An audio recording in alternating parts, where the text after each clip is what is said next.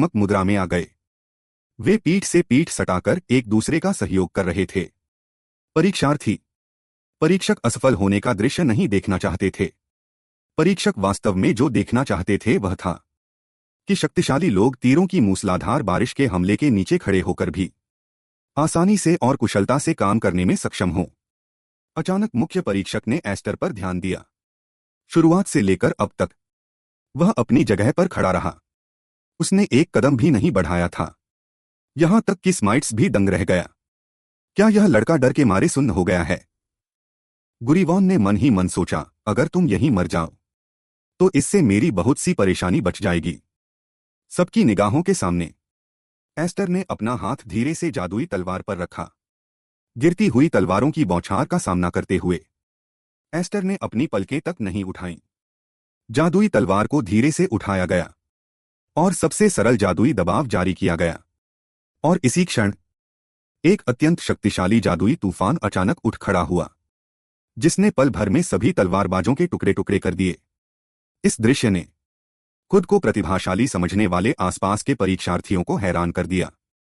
क्या यह वही व्यक्ति है जिसे सबसे मजबूत सेवन विंग्स कहा जाता है? एस्टर मां पास में खड़ा मुख्य परीक्षक भी हैरान रह गया। मुझे इसके बारे में तुरंत लॉर्ड रॉड्रिक को रिपोर्ट करना होगा। जो रॉड्रिक पहले शांत और सहज था, उसे ऐसा लगा जैसे उसे कोई विशेष संकेत मिला हो। उसने धीरे से अपनी आंखें खोलीं और मन ही मन कसम खाई कि उसे जल्द से जल्द एस्टर को खत्म करना होगा। और यह सब करने वाले एस्टर ने अपनी पलकें तक नहीं उठाई थीं। इस दृश्य ने सभी को यह सोचने पर मजबूर कर दिया कि वह एक राक्षस है। मुख्य परीक्षक प्रशंसा किए बिना नहीं रह सका। शरीर के चारों ओर हवा के प्रवाह को बदलने वाला यह जादुई बदलाव भले ही सरल लगे, लेकिन इसके लिए जादू करने वाले के पास अत्यंत भयानक और सटीक जादुई नियंत्रण होना आवश्यक है। लेकिन उसके ऐसा करने से मुझे सिरदर्द हो रहा है। उसके इस व्यवहार के कारण परीक्षा पास करने वाले लोगों की संख्या बहुत अधिक हो जाएगी। चारों ओर देखते हुए, लेकिन जो लोग भाग्य से इस बार पास हो गए हैं, उन्हें दूसरे चरण में बाहर कर दिया जाएगा। परीक्षक ने अपने आसपास के बदहाल लोगों को देखा। आपके पास आराम करने के लिए कोई अतिरिक्त समय नहीं है। अभी तुरंत दूसरे परीक्षा स्थल पर जाएं। जिस आदमी ने पहले एस्टर के लिए मुश्किलें खड़ी की थीं, वह चौंक गया। हमने अभी अभी पहला चरण पूरा किया है। यह वास्तव में आराम करने का बिल्कुल भी समय नहीं दे रहा है। उस आदमी की शिकायत सुनकर एस्टर हल्के से मुस्कुराया और बोला, वरिष्ठ सीनियर, क्या आप इतने में ही थक गए? वह आदमी असमंजस में पड़ गया। उसके चेहरे पर थकान का कोई निशान क्यों नहीं दिख रहा है? मुख्य परीक्षक भी नीचे खड़े एस्टर को देख रहा था। इतनी बड़ी मात्रा में जादुई आभा छोड़ने के बाद भी उसमें अशांति का एक भी लक्षण नहीं था। वह वास्तव में अफवाहों में सुना जाने वाला सेवन विंग्स है। अब मैं आपके आगे के प्रदर्शन को देखने के लिए उत्सुक हूं। भीड़ में खड़ा गुरीवॉन एस्टर को घूर रहा था। वह एक मिशन के साथ इस परीक्षा में शामिल होने आया था। उसे जो मिशन मिला था वह था एस्टर को रॉयल नाइट्स का सदस्य बनने से रोकना। यह एल्महेम के मुख्य परिवार के सम्मान की बात है। कुछ समय बाद दूसरे परीक्षा स्थल पर निष्पक्षता के लिए दूसरे चरण में सभी लोग एक ही प्रकार के हथियार का उपयोग करेंगे। स्माइट्स शिकायत कर रहा था, पहले कभी ऐसा कोई नियम नहीं था और हम में से अधिकांश परीक्षार्थियों के हथियार वास्तव में लगभग एक जैसे ही हैं। इस नियम को शायद अस्थायी रूप से जोड़ा गया है, सिर्फ इसलिए ताकि तुम पहले इस्तेमाल की गई टूटी तलवार के प्रति सतर्क रह सको। यह सुनकर एस्टर सोचने लगा, क्या वे मेरे प्रति सतर्क हो रहे हैं? ठीक उसी समय पीछे से एक आवाज आई, चचेरे भाई, तुम वास्तव में एक मामूली गुंडे के साथ घूम रहे हो? अगले ही पल स्माइट्स ने कहा, तुम किसे गुंडा कह रहे हो? मुझे याद है कि तुम्हारे पिता एक बैरन हैं। सही कहा ना? एस्टर के इतने करीब रहने से तुम्हारे परिवार पर बदकिस्मती आ सकती है। खतरे का सामना करते हुए वह आदमी केवल लाचारी में चापलूसी से मुस्कुरा सका और कहा कि उसका एस्टर से कोई लेना देना नहीं है। एस्टर बहुत लाचार महसूस कर रहा था। इन कमजोर लोगों के समूह को अभी भी ऐसी छोटी छोटी चालें चलना पसंद है। ठीक उसी समय परीक्षक ने चिल्लाते हुए कहा, मैं इस बार के नियमों की घोषणा करता हूं। दूसरा चरण एक घेराबंदी का युद्ध सीज बैटल है। आपको 3 टीमों में विभाजित किया जाएगा। टीम का प्रतिनिधित्व करने वाला झंडा बेस गढ़ पर फहराया जाएगा, जिसका अर्थ होगा कि यह स्थान जीत लिया गया है। झंडे को नुकसान पहुंचाने का कोई भी कृत्य नियम का उल्लंघन माना जाएगा। झंडे को चुराने या छीनने की अनुमति नहीं है। अधिक संख्या में बेस पर कब्जा करने वाली टीम विजेता होगी। दूसरी परीक्षा भी जीवन और मृत्यु का मुकाबला है। अब मैं प्रत्येक टीम के सदस्यों की घोषणा करूंगा। रेड टीम के प्रतिनिधि एल्महेम मुख्य परिवार के गुरीवॉन हैं। येलो टीम के प्रतिनिधि प्रतिभाशाली तलवारबाज अल हैं। ब्लू टीम एल्महेम की शाखा ब्रांच परिवार की है। एस्टर की घोषणा समाप्त हुई।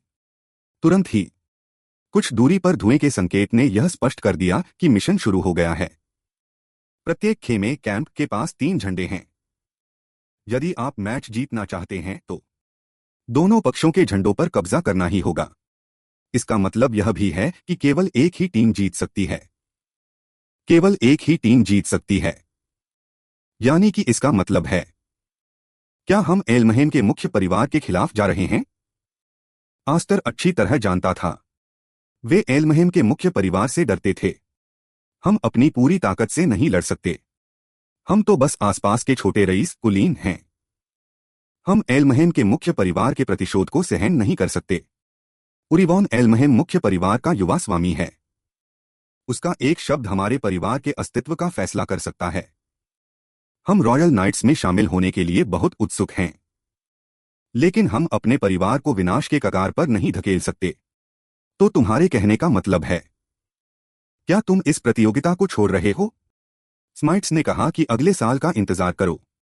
हमारे पास अभी भी एक और मौका होगा। मुझे बहुत खेद है, हम जैसे छोटे परिवार कमजोर हैं। हमारे पास हार मानने के अलावा कोई चारा नहीं है। इसके बाद आस्टर अकेले ही आगे बढ़ गया। उसने कभी नहीं सोचा था कि परिणाम ऐसा होगा, लेकिन एक तरह से यह समझ में आता था। रोडरिक द्वारा पैदा किया गया डर उनकी हड्डियों में समा चुका था।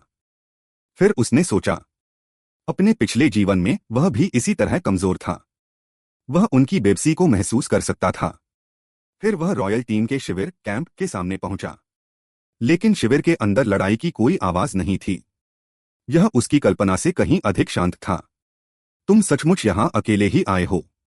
यह सब बिल्कुल वैसा ही था जैसा उसने अनुमान लगाया था। आस्टर हैरान था, तुम उस व्यक्ति से किसका मतलब निकाल रहे हो?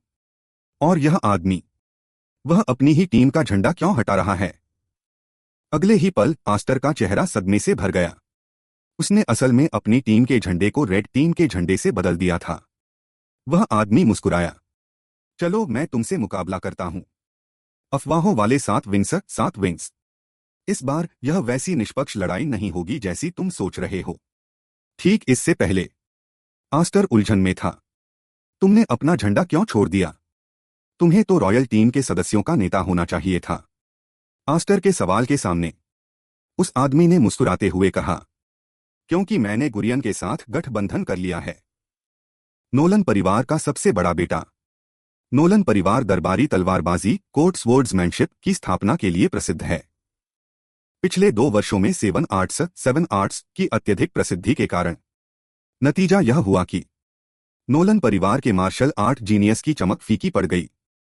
क्या यह लंबे समय से प्रतिष्ठित 7 आर्ट्स की जीत होगी, या फिर पुराना मार्शल आर्ट जीनियस बेहतर साबित होगा? परीक्षकों की नजर में, किसी भी अन्य मूल्यांकन परीक्षा में, ये दोनों ही सबसे बेहतरीन योद्धाओं में से एक होते। लेकिन इस बार किस्मत को मंजूर है कि केवल एक ही टीम आगे बढ़ेगी। इस समय भी आस्टर उलझन में था। भले ही तुम गठबंधन कर लो, अंत में केवल एक ही टीम जीत सकती है। इसके बारे में तुम्हें चिंता करने की जरूरत नहीं है। मैंने बहुत पहले ही एन परिवार को जिताने की तैयारी कर ली थी, और मुख्य परिवार के सदस्य अभी उसी जगह जा रहे हैं जहां तुम्हारा झंडा है। तुम इतनी वफादारी से एन परिवार की सेवा कर रहे हो, क्या उन्होंने तुम्हें धमकी दी है? आज के साम्राज्य में कौन इतना मूर्ख होगा जो एल्महेम परिवार से दुश्मनी मोल लेगा? मैं बस वही निर्णय ले रहा हूं जो मेरे परिवार के लिए सबसे अच्छा है। इसके बाद उसने आस्टर पर बेरहमी से तलवार चलाई। अचानक आस्टर को महसूस हुआ कि उसकी तलवार किसी भी समय टूट सकती है। यह एक त्रुटिपूर्ण टूटी फूटी तलवार थी। पुरानी बातें याद करते हुए क्या उस परीक्षक ने बिना बताए जानबूझकर मेरे हथियारों को इस खराब हथियार से बदल दिया था? आस्टर, तुम मुझसे लड़ रहे हो और तुम्हारा ध्यान अभी भी कहीं और है। जैसे ही उस आदमी की तलवार दोबारा चली, आस्टर का हथियार आवाज के साथ टूट गया। यह देखकर आस्टर ने तुरंत हवा में ही टूटी हुई ब्लेड को पकड़ लिया। अगर तुम्हें लगता है कि तुम मुझे इस तरह बाहर कर सकते हो, तो तुम मुझे बहुत कम आंक रहे हो। उसने उस टूटी हुई ब्लेड को एक गुप्त हथियार शरीकन प्रोजेक्टाइल की तरह फेंक दिया। उस आदमी ने अनजाने में खुद का बचाव करते हुए कहा, क्या तुम्हें लगता है कि तुम मुझे इस तरह मार सकते हो? लेकिन जब उस आदमी ने फिर से आंखें उठाईं, आस्टर पहले ही बाहर की तरफ भाग चुका था। अभी मेरे पास तुम्हारे साथ बर्बाद करने के लिए फालतू समय नहीं है। मैं थोड़ी देर में तुम्हारे पास वापस आऊंगा। वह आदमी मुस्कुराया। तो यह है सात विंस? यह मेरी कल्पना से कहीं अधिक कमजोर है। अचानक उस आदमी ने जमीन पर पड़े टुकड़ों की ओर देखा। क्या यह वही हथियार है जिसका इस्तेमाल आस्टर ने अभी किया था? यह तो बिल्कुल सबसे घटिया दर्जे का हथियार है। गुरियन, क्या यह तुम्हारी कोई छोटी सी चाल है? मैंने कहा था कि मैं आस्टर के साथ एक निष्पक्ष लड़ाई चाहता हूं।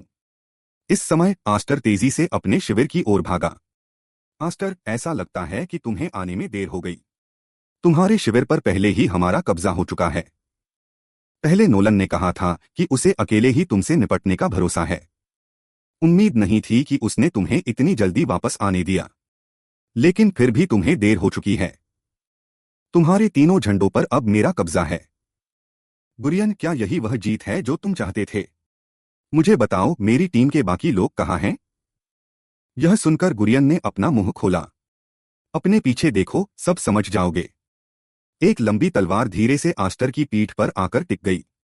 मैंने तुम्हें शुरुआत में ही कहा था, हम एल्महेम परिवार का विरोध नहीं कर सकते। मुझे पता है कि हमारा यह तरीका बहुत कायरतापूर्ण और नीच है, लेकिन अपने परिवार के लिए हमारे पास और कोई विकल्प नहीं था। आस्टर, तुम सचमुच बहुत दयनीय हो। पूरे मैदान में तुम्हारा कोई एक भी साथी नहीं है।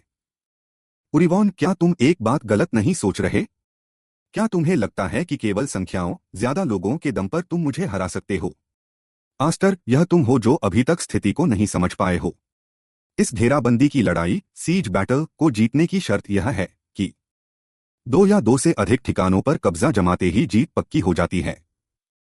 भले ही तुम हर जगह झंडे फहराने भागो, तब तक बहुत देर हो चुकी होगी, क्योंकि तुम्हारे पास झंडों की रक्षा करने के लिए बिल्कुल भी अतिरिक्त ऊर्जा नहीं बची है।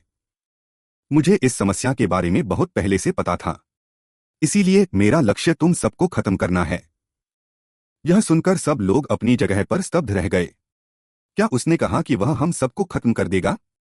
आस्टर, तुम यह नहीं कर सकते, भले ही तुम कितने भी मजबूत क्यों न हो। जादुई तलवार मैजिक स्वॉर्ड के बिना तुम हम सबको हराने में कभी कामयाब नहीं हो सकते। हमारी संख्या तुम्हारी पूरी ताकत को निचोड़ देने के लिए काफी है। गुरियन, तुमने मेरी कल्पना से कहीं अधिक सोच रखा है। ऐसा लगता है कि इस टूटे हुए हथियार के पीछे भी तुम्हारा ही हाथ था। मुझसे निपटने के लिए तुमने सचमुच बहुत दिमाग लगाया है। जब से डैलिस तुम्हारी वजह से मारा गया है, मैं बिना सोए जागे बस यही सोच रहा हूं कि तुम्हें कैसे हराया जाए। जैसे ही टूटी हुई ब्लेड जमीन पर गिरी, आस्टर का चेहरा बेहद गंभीर और शांत हो गया। ऐसा लग रहा था कि अब वह खेल को लेकर गंभीर होने वाला है। आस्टर का पूरा शरीर तुरंत नीचे की ओर झुक गया, हमले की मुद्रा में, और हमलावर मुद्रा बनाई। अत्यंत तीव्र और हिंसक हमला। बिना किसी झिझक के स्मैक्स पर वार किया। ठीक उसी समय लंबी तलवार भी हवा में उछल गई। एस्टर ने बस धीरे से अपनी हथेली खोली। तलवार मजबूती से उसके हाथ में आ गिरी। इसके तुरंत बाद जादुई ऊर्जा माना ने तलवार को ढक लिया। एक जोरदार आड़ा कट, हॉरिजॉन्टल स्लैश, जिसने आसपास के सभी लोगों को पीछे धकेल दिया। आंखों के सामने का यह नजारा देखकर गुलियन को अपनी आंखों पर विश्वास नहीं हुआ। लानत है, वह सचमुच एक राक्षस है। गुलियन, तुम्हारी योजना वास्तव में बहुत आदर्श थी, लेकिन तुमने एक चीज का गलत अंदाजा लगा लिया। परम शक्ति के सामने सारी छोटी चालें बेहद हास्यास्पद लगती हैं। तुम इंसान हो ही नहीं, तुम तो पूरी तरह से एक राक्षस हो। यह सुनकर एस्टर ने कोई आवाज नहीं की। 700 मिलियन की प्रचंड जादुई ऊर्जा उसके टखनों के चारों ओर लिपट गई। बिना किसी हिचकिचाहट के वह हवा में ऊपर कूद गया और भागने की कोशिश कर रहे गुलियन पर अपनी नजरें गड़ा दीं। गुलियन की नजर में यह पूरी तरह से एक सपने जैसा था। इतनी अधिक दूरी से कोई सीधे कूद कर आ गया। जब गुलियन ने बचाव के लिए अपनी तलवार निकालनी चाही, लेकिन तलवार बाहर निकलने से पहले ही पल भर में कटकर टुकड़े टुकड़े हो गई। तुम्हारी तलवार बहुत धीमी है। बचपन से ही जब मैंने पहली बार जादुई ऊर्जा को महसूस किया था, मुझे इसका बहुत आनंद मिलने लगा था। लगातार अभ्यास के दौरान मैं पूरी तरह से जादुई ऊर्जा पर भरोसा कर सकता था और हवा में कुछ समय के लिए रुकने में कामयाब रहा। तुम आखिर बकवास क्या कर रहे हो? एक इंसान भला ऐसा काम कैसे कर सकता है? बेशक तुम्हारे जैसे मूर्ख इंसान को यह समझ नहीं आएगा। अब समय आ गया है कि मैं तुम्हें पछतावा कराऊं। मुझसे दुश्मनी मोल लेने का। एक बहुत भारी गूंज पूरे प्रतियोगिता क्षेत्र में गूंज उठी। इस समय जाकर आसपास के लोग होश में आए। आखिर हुआ क्या था?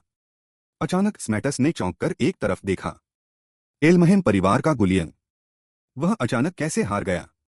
सबकी नजरों में एस्टर ने अभी अभी अपनी तलवार से उन सभी को उड़ा दिया था और अगले ही पल गुलियन उसके हाथ में टंगा हुआ था। ऐसी भयानक युद्ध क्षमता। एस्टर ऐसा कोई नहीं था जिससे वे मुकाबला कर सकते। जब हर कोई स्तब्ध खड़ा था, तभी गुलियन की फटी हुई कर्कश आवाज गूंजी। तुम लोग आखिर कर क्या रहे हो? सब लोग मेरे आदेश का पालन करो। जाओ और एस्टर को मार डालो। मैं एल्महेम परिवार के नाम पर तुम्हें आदेश देता हूं। यह बात सुनकर स्मेटस ने अनिच्छा और हताशा में अपनी लंबी तलवार उठाने की कोशिश की। क्या एल्महेम परिवार से तुम सब लोग इतना डरते हो? हमारे पास और कोई रास्ता भी नहीं है। उनका परिवार हमें अपनी आंखों में कुछ भी नहीं समझता। एल्महेम हमें चींटी की तरह मसलकर मार सकता है। अतीत में हम हर पल एल्महेम परिवार के इशारों पर ही काम करते थे। तुम्हारे जैसा 700 मिलियन की क्षमता वाला प्रतिभाशाली व्यक्ति हमारी भावनाओं को कभी नहीं समझ सकता। तुम्हारा जन्म एक शीर्ष परिवार में हुआ है। तुम भला कैसे समझ सकते हो? यह सुनकर एस्टर अचानक जोर से हंस पड़ा। तुम किस बात पर हंस रहे हो? क्या मैंने कुछ गलत कहा? तुमने जो कहा वह गलत नहीं है। मेरे पास वास्तव में वो सुविधाएं हैं जो तुम्हारे पास नहीं हैं। यह सच है कि मैं एल्महेम की एक शाखा ब्रांच से हूं, लेकिन आज की इस प्रतियोगिता में मेरा दुश्मन सिर्फ एल्महेम का मुख्य परिवार मेन फैमिली है। मैं अपने हाथों से एल्महेम मुख्य परिवार के सभी लोगों को कुचल दूंगा। यह सुनकर आसपास के सभी लोगों में खलबली मच गई। वह क्या कह रहा है? ऐसा बयान सुनकर गुलियन भी दंग रह गया। उसने सोचा था कि एस्टर ज्यादा से ज्यादा उसे प्रतियोगिता से बाहर करेगा। उसने यह नहीं सोचा था कि वह वास्तव में परिवार के सम्मान की भी परवाह नहीं करेगा। एस्टर, क्या तुम्हें पता है कि तुम क्या कह रहे हो? मुझे अच्छी तरह पता है कि मैं क्या कह रहा हूं। कमजोर लोग चाहे कितनी भी चापलूसी कर लें, अंत में उन्हें बेरहमी से छोड़ दिया जाएगा। अगर तुम बदलाव चाहते हो तो तुम्हें लड़ना होगा, आत्मसमर्पण करने के बजाय। मैं अब तुम्हें दो विकल्प देता हूं। या तो मेरी तरफ आ जाओ या फिर एल्महेम परिवार के अधीन बने रहो। गुलियन चिल्लाया। अगर तुम लोगों ने एल्महेम परिवार को धोखा देने की हिम्मत की तो मैं बाद में तुम सबसे बदला जरूर लूंगा। तुम सबको अच्छी तरह पता होना चाहिए एल्महेम को धोखा देने का क्या अंजाम होता है। स्मेटस ने चिल्लाकर कहा, लानत है। इसके तुरंत बाद उसके हाथ से लंबी तलवार बेजान होकर जमीन पर गिर गई। बिना किसी हिचकिचाहट के वह जमीन पर पड़े झंडे की ओर बढ़ा। एस्टर, अब हमारे लिए वापस लौटने का कोई रास्ता नहीं है। तुम हमें बिल्कुल भी निराश मत करना। बेशक मैं तुम्हारे परिवार की रक्षा करूंगा। स्मेटस अच्छी तरह जानता था, अगर वे एल्महेम परिवार के प्रति वफादार बने रहे तो अंतिम परिणाम अभी भी धीमी मौत ही होगा। मैं स्मेटस एस्टर की तरफ खड़ा हूं। आसपास के लोगों ने इस पूरे नजारे को अपनी आंखों से देखा। उसकी इतनी हिम्मत कैसे हुई कि वह ऐसी बात कह सके? पास खड़े अन्य लोग आपस में कानाफूसी करने लगे। गुलियन भी हार गया, अब कोई उपाय नहीं है। इस समय गुलियन केवल गुस्से से सबको देख सकता था। वह बार बार बोल रहा था, मैं तुम सबको इसकी कीमत चुकाने पर मजबूर कर दूंगा। अपना फैसला ले चुके स्मेटस ने सबकी तरफ देखा। घुट घुट कर मरने से बेहतर है कि एक दृढ़ फैसला लिया जाए और इस 700 मिलियन वाले के साथ एक दाव खेला जाए। हम चाहे कितनी भी मिन्नतें क्यों न कर लें या कितने भी झुक जाएं, अंत में हमें एल्महेम परिवार द्वारा फेंक ही दिया जाएगा। आसपास के लोग भी डगमगाने लगे। इन वर्षों में एल्महेम परिवार ने अपनी वफादारी करने वाले कई परिवारों को बर्बाद करके छोड़ दिया था। इस दृश्य को देखकर एस्टर समझ गया, अगर एल्महेम को उखाड़ फेंकना है तो उसे और अधिक सहयोगियों की तलाश करनी होगी। सिर्फ ये लोग उसे संभालने के लिए काफी नहीं थे। एक तरफ गुलियन जमीन पर बेदम पड़ा था और उसके मुंह से बड़बड़ाहट निकल रही थी, तुम सब गद्दार। लॉर्ड गुलियन, क्या आप ठीक हैं? तुम सब के सब बेकार हो। तुम लोग भी क्यों डगमगाने लगे हो? मैं एल्महेम परिवार का प्रतिभाशाली नायक हूं। अगर मैं शूरवीर दल नाइट्स की परीक्षा हार गया तो मुझे निश्चित रूप से परिवार के ट्रायल ग्राउंड में फेंक दिया जाएगा, ठीक मेरे बड़े भाई डारियस की तरह, और अंत में मेरा भी नामो निशान मिटा दिया जाएगा। उसके हाथ में बची हुई आखिरी जादुई ऊर्जा इकट्ठा होने लगी। मैं यहां बिल्कुल भी नहीं हार सकता। ठीक इसी समय पीछे से भारी कदमों की आवाज धीरे धीरे पास आने लगी। गुलियन, तुम मेरी सोच से भी ज्यादा बदहाल दिख रहे हो। गुलियन ने पीछे मुड़कर देखा। अल, तुम अब जाकर क्यों आए हो? पहले तो हमारी बात तय हुई थी। एस्टर को संभालना तुम्हारा काम है। एस्टर को संभालना तुम्हारा काम है। तुम उसे वापस भागने क्यों देने दिया? तुमने उसे वापस भागने क्यों दीन दिया? चूंकि तुम आ गए हो, चूंकि तुम आ गए हो तो एस्टर से निपटना आगे भी तुम्हारी जिम्मेदारी है। तो एस्टर से निपटना आगे भी तुम्हारी जिम्मेदारी है। गुरियन की आंखों में, गुरियोन की आंखों में। हालांकि अल के पास केवल युद्ध कला थी, हालांकि अल के पास केवल युद्ध कला थी, लेकिन उसकी तलवारबाजी पर कोई संदेह नहीं था। लेकिन उसकी तलवारबाजी पर कोई संदेह नहीं था। वह इस समय सभी में सबसे बेहतरीन है। वह इस समय सभी में सबसे बेहतरीन है। अल, जल्दी जाओ और उसे मार डालो। अल, जल्दी जाओ और उसे मार डालो। जैसे ही एस्टर ने अपनी बात खत्म की, जैसे ही एस्टर ने अपनी बात खत्म की, गुरियन की तरफ एक लाल झंडा फेंका गया। गुरियोन की तरफ एक लाल झंडा फेंका गया। मैं हमारे बीच के सहयोग को रद्द करने आया हूं। मैं हमारे बीच के सहयोग को रद्द करने आया हूं। तुमने मेरे आत्मसम्मान को ठेस पहुंचाई है। तुमने मेरे आत्मसम्मान को दस पहुंचाई है। अपनी मर्जी से किसी को एस्टर को टूटा हुआ हथियार देने के लिए कहा। अपनी मर्जी से किसी को एस्टर को टूटा हुआ हथियार देने के लिए कहा। अब से हमारा नोलन परिवार अब तुम्हारे साथ सहयोग नहीं करेगा। हमारा नोलन परिवार अब तुम्हारे साथ सहयोग नहीं करेगा। यह सुनकर आसपास के लोग और भी घबरा गए। ये सुनकर आसपास के लोग और भी घबरा गए। क्या नोलन परिवार के अल ने भी सहयोग छोड़ दिया? क्या नोलन परिवार के अल ने भी सहयोग छोड़ दिया? एस्टर, मैं तुम्हें ढूंढने आया हूं। एस्टर, मैं तुम्हें ढूंढने आया हूं। इसका परीक्षा से कोई लेना देना नहीं है। इसका परीक्षा से कोई लेना देना नहीं है। मैं बस तुम्हारे साथ अपनी पिछली लड़ाई जारी रखना चाहता हूं। मैं बस तुम्हारे साथ अपनी पिछली लड़ाई जारी रखना चाहता हूं। मैं अपने सम्मान की कसम खाता हूं। मैं अपने सम्मान की कसम खाता हूं। मैं तुम्हें ईमानदारी से हराऊंगा। मैं तुम्हें ईमानदारी से हराऊंगा। एस्टर ने चुपचाप देखा। एस्टर ने चुपचाप देखा। अल की तरफ देखते हुए, अल की तरफ देखते हुए। अल, तुम मेरे मुकाबले के नहीं हो। अल, तुम मेरे म्यूकेबल के नहीं हो। यह सुनकर अल ने अपनी जादुई ऊर्जा को तलवार पर केंद्रित किया। ये सुनकर अल ने अपनी जादुई ऊर्जा को तलवार पर केंद्रित किया और फिर एस्टर पर बेरहमी से वार किया। और फिर एस्टर पर बेरहमी से वार किया। चिल्लाते हुए, चिल्लेट हुए। मैं साबित करूंगा कि युद्ध कला 7 कलाओं से कम नहीं है। मैं साबित करूंगा कि युद्ध कला 7 कलाओं से कम नहीं है। मैं तुरंत तुम्हारे साथ फैसला करना चाहता हूं। मैं तुरंत तुम्हारे साथ फैसला करना चाहता हूं। लेकिन कृपया मुझे पहले बाकी चीजों से निपटने दें। लेकिन कृपया मुझे पहले बाकी चीजों से निपटने दें। बात करते करते तलवार ने तुरंत अल के हथियार को जमीन में धंसा दिया। तलवार ने तुरंत अल के हथियार को जमीन में धंसा दिया। तुम्हें अभी और क्या सुलझाना है? तुम्हें अभी और क्या सुलझना है? इस समय सबसे जरूरी फैसला करना है। इस समय सबसे जरूरी फैसला करना है। और साथ ही विजेता खेमे का फैसला करना है। और साथ ही विजेता खेमे का फैसला करना है। रॉयल नाइट्स में शामिल होने के लिए, रॉयल नाइट्स में शामिल होने के लिए हमारी आज की लड़ाई अपरिहार्य है। हमारी आज की लड़ाई अपरिहार्य है। एस्टर ने अपना सिर हिलाया। एस्टर ने अपना सिर हिलाया। हमें दूसरों की स्क्रिप्ट के अनुसार काम करने की जरूरत नहीं है। हमें दूसरों की स्क्रिप्ट के अनुसार काम करने की जरूरत नहीं है। तुम एक योग्य नाइट हो। तुम एक योग्य नाइट हो। मुझे भी उम्मीद है कि भविष्य की अकादमी में, मुझे भी उम्मीद है कि भविष्य की एकेडमी में मैं तुम्हें देख सकूंगा, मैं तुम्हें देख सकूंगा। हमारे बीच केवल एक ही व्यक्ति अकादमी में प्रवेश कर सकता है। हमारे बीच केवल एक ही व्यक्ति एकेडमी में प्रवेश कर सकता है। मैंने सबको अपने खेमे में शामिल होने के लिए प्रोत्साहित किया। मैंने सबको अपने खेमे में शामिल होने के लिए प्रोत्साहित किया।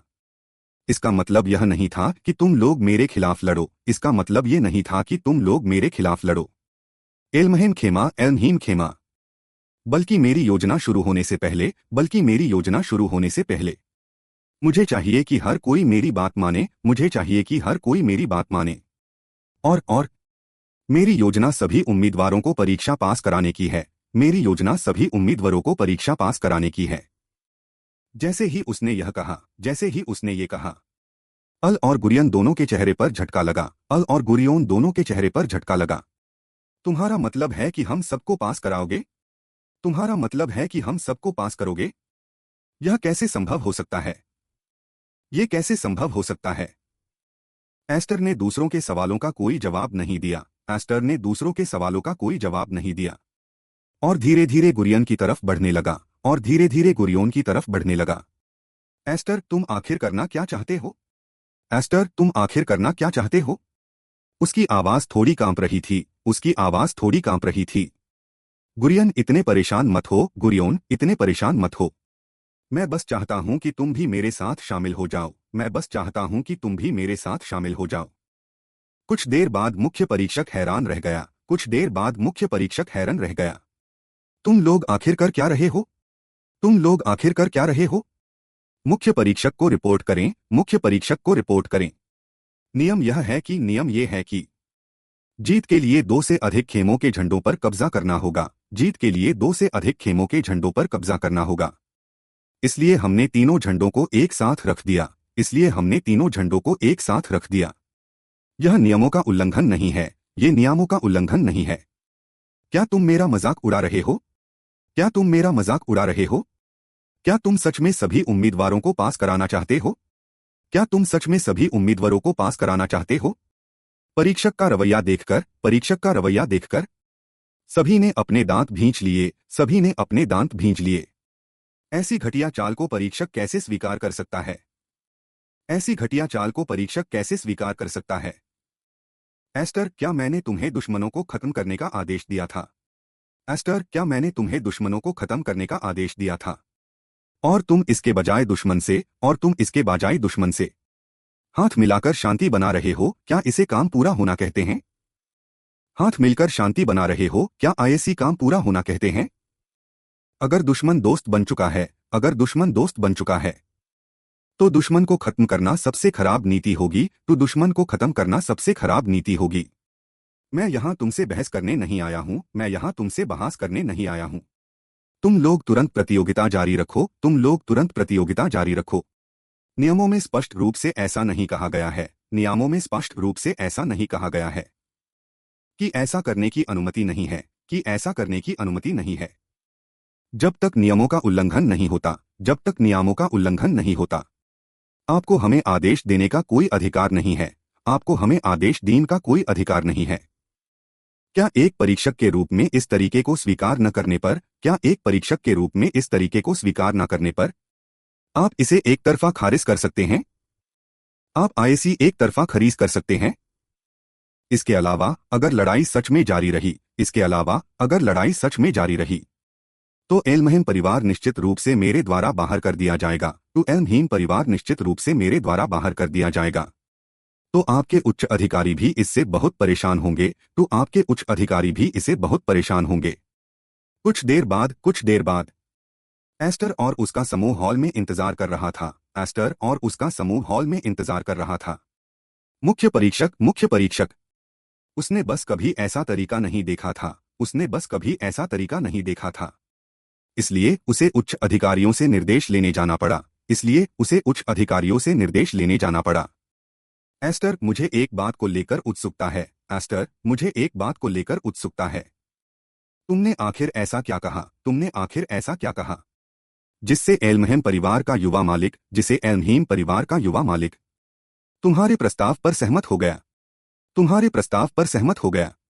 वह एक राज है, वह एक राज है। तभी तभी पास का दरवाजा खुला, पास का दरवाजा खुला। रॉयल नाइट्स के प्रिंसिपल मीम्स, रॉयल नाइट्स के प्रिंसिपल मीम्स परीक्षा के परिणाम की घोषणा करने वाले हैं, परीक्षा के परिणाम की घोषणा करने वाले हैं। यह सुनकर सभी तुरंत तनाव में आ गए, ये सुनकर सभी तुरंत तनाव में आ गए। एस्टर वही रॉयल नाइट्स के प्रिंसिपल हैं, एस्टर वही रॉयल नाइट्स के प्रिंसिपल है। वह एक साधारण बूढ़े आदमी की तरह दिखते हैं, वह एक साधारण बूढ़े आदमी की तरह दिखते हैं। जो व्यक्ति रॉयल नाइट्स का प्रिंसिपल बन सकता है, जो व्यक्ति रॉयल नाइट्स का प्रिंसिपल बन सकता है, वह निश्चित रूप से कमजोर नहीं होगा, वह निश्चित रूप से कमजोर नहीं होगा। निम्स ने चारों ओर देखा, निम्स ने चरण और देखा। क्या तुम ही एस्टर हो? क्या तुम ही एस्टर हो? तुमने हमें यह कठिन निर्णय लेने पर मजबूर कर दिया, तुमने हमें ये कठिन निर्णय लेने पर मजबूर कर दिया। रॉयल नाइट्स की स्थापना के बाद से यह पहली बार है, रॉयल नाइट्स की स्थापना के बाद से ये पहली बार है कि इतने सारे नए सदस्यों ने परीक्षा पास की है, कि इतने सारे नए सदस्यों ने परीक्षा पास की है। अभी मीटिंग में दूसरों ने फिर से परीक्षा कराने का प्रस्ताव भी रखा था, दूसरों ने फिर से परीक्षा कराने का प्रस्ताव भी रखा था। यह सुनकर सभी तुरंत तनाव में आ गए, ये सुनकर सभी तुरंत तनाव में आ गए। तो अंतिम परिणाम आखिर क्या है? तो अंतिम परिणाम आखिर क्या है? निम्स ने अपने होंठ भींचे, निम्स ने अपने होंठ भींचे और फिर कहा, और फिर कहा, अंतिम परिणाम यह है कि आप सभी उम्मीदवारों को स्वीकार किया जाता है। अंतिम परिणाम यह है कि आप सभी उम्मीदवारों को स्वीकार किया जाता है। परिणाम सुनकर ब्रायन अभी भी हैरान खड़ा था, परिणाम सुनकर ब्रायन अभी भी हैरान खड़ा था। क्या हम सच में पास हो गए? क्या हम सच में पास हो गए? एस्टर क्या तुमने सुना? एस्टर क्या तुमने सुना? हम रॉयल नाइट्स के सदस्य बन गए हैं, हम रॉयल नाइट्स के सदस्य बन गए हैं। सबसे पहले रॉयल नाइट्स में आपका स्वागत है, सबसे पहले रॉयल नाइट्स में आपका स्वागत है। उम्मीद है कि भविष्य में आप सभी, उम्मीद है कि भविष्य में आप सभी देश की सेवा कर सकेंगे। कुछ देर बाद देश की सेवा कर सकेंगे। कुछ देर बाद स्माइट्स खुशी से झूम उठा, स्माइट्स खुशी से झूम उठा।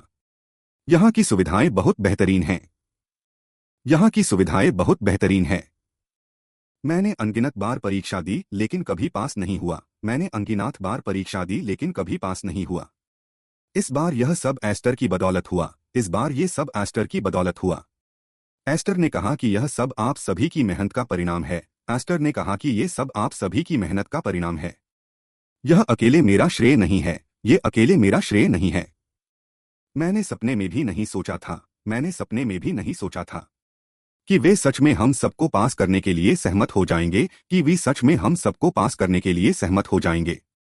हम हमेशा आपके प्रति वफादार रहेंगे, हम हमेशा आपके प्रति वफादार रहेंगे। अल ने ताना मारते हुए कहा, अल ने ताना मारते हुए कहा, तुम लोग कुछ समय पहले तक उसके दुश्मन थे, कुछ समय पहले तक उसके दुश्मन थे। वैसे भी एस्टर यह मत सोचना कि मैं तुम्हारा शुक्रिया अदा करूंगा, वैसे भी एस्टर यह मत सोचना कि मैं तुम्हारा शुक्रिया अदा करूंगा। स्माइट्स ने कहा, तुम घमंडी युवा मास्टर, स्माइट्स ने कहा, तुम घमंडी युवा मास्टर। एस्टर से हारने के बाद भी क्या तुम्हें तसल्ली नहीं हुई? एस्टर से हारने के बाद भी क्या तुम्हें तसल्ली नहीं हुई? मैं उससे नहीं हारा, मैं उससे नहीं हारा। शोर मचाते लोगों को देखकर, शोर मचाते लोगों को देखकर एस्टर ने कहा कि यह एक अच्छी शुरुआत है, एस्टर ने कहा कि ये एक अच्छी शुरुआत है। प्रतियोगिता में आपने एल्महेम परिवार के खिलाफ लड़ने का फैसला किया, आपने एल्महीम परिवार के खिलाफ लड़ने का फैसला किया। हालांकि आप सभी छोटे परिवार हैं, हालांकि आप सभी छोटे परिवार हैं, लेकिन जब एक साथ आते हैं, लेकिन जब एक साथ आते हैं, यह भी बन जाएगा एल्महीम परिवार को उखाड़ फेंकने में एक बड़ी मदद। हम अब कभी एल्महेम परिवार के आगे नहीं झुकेंगे।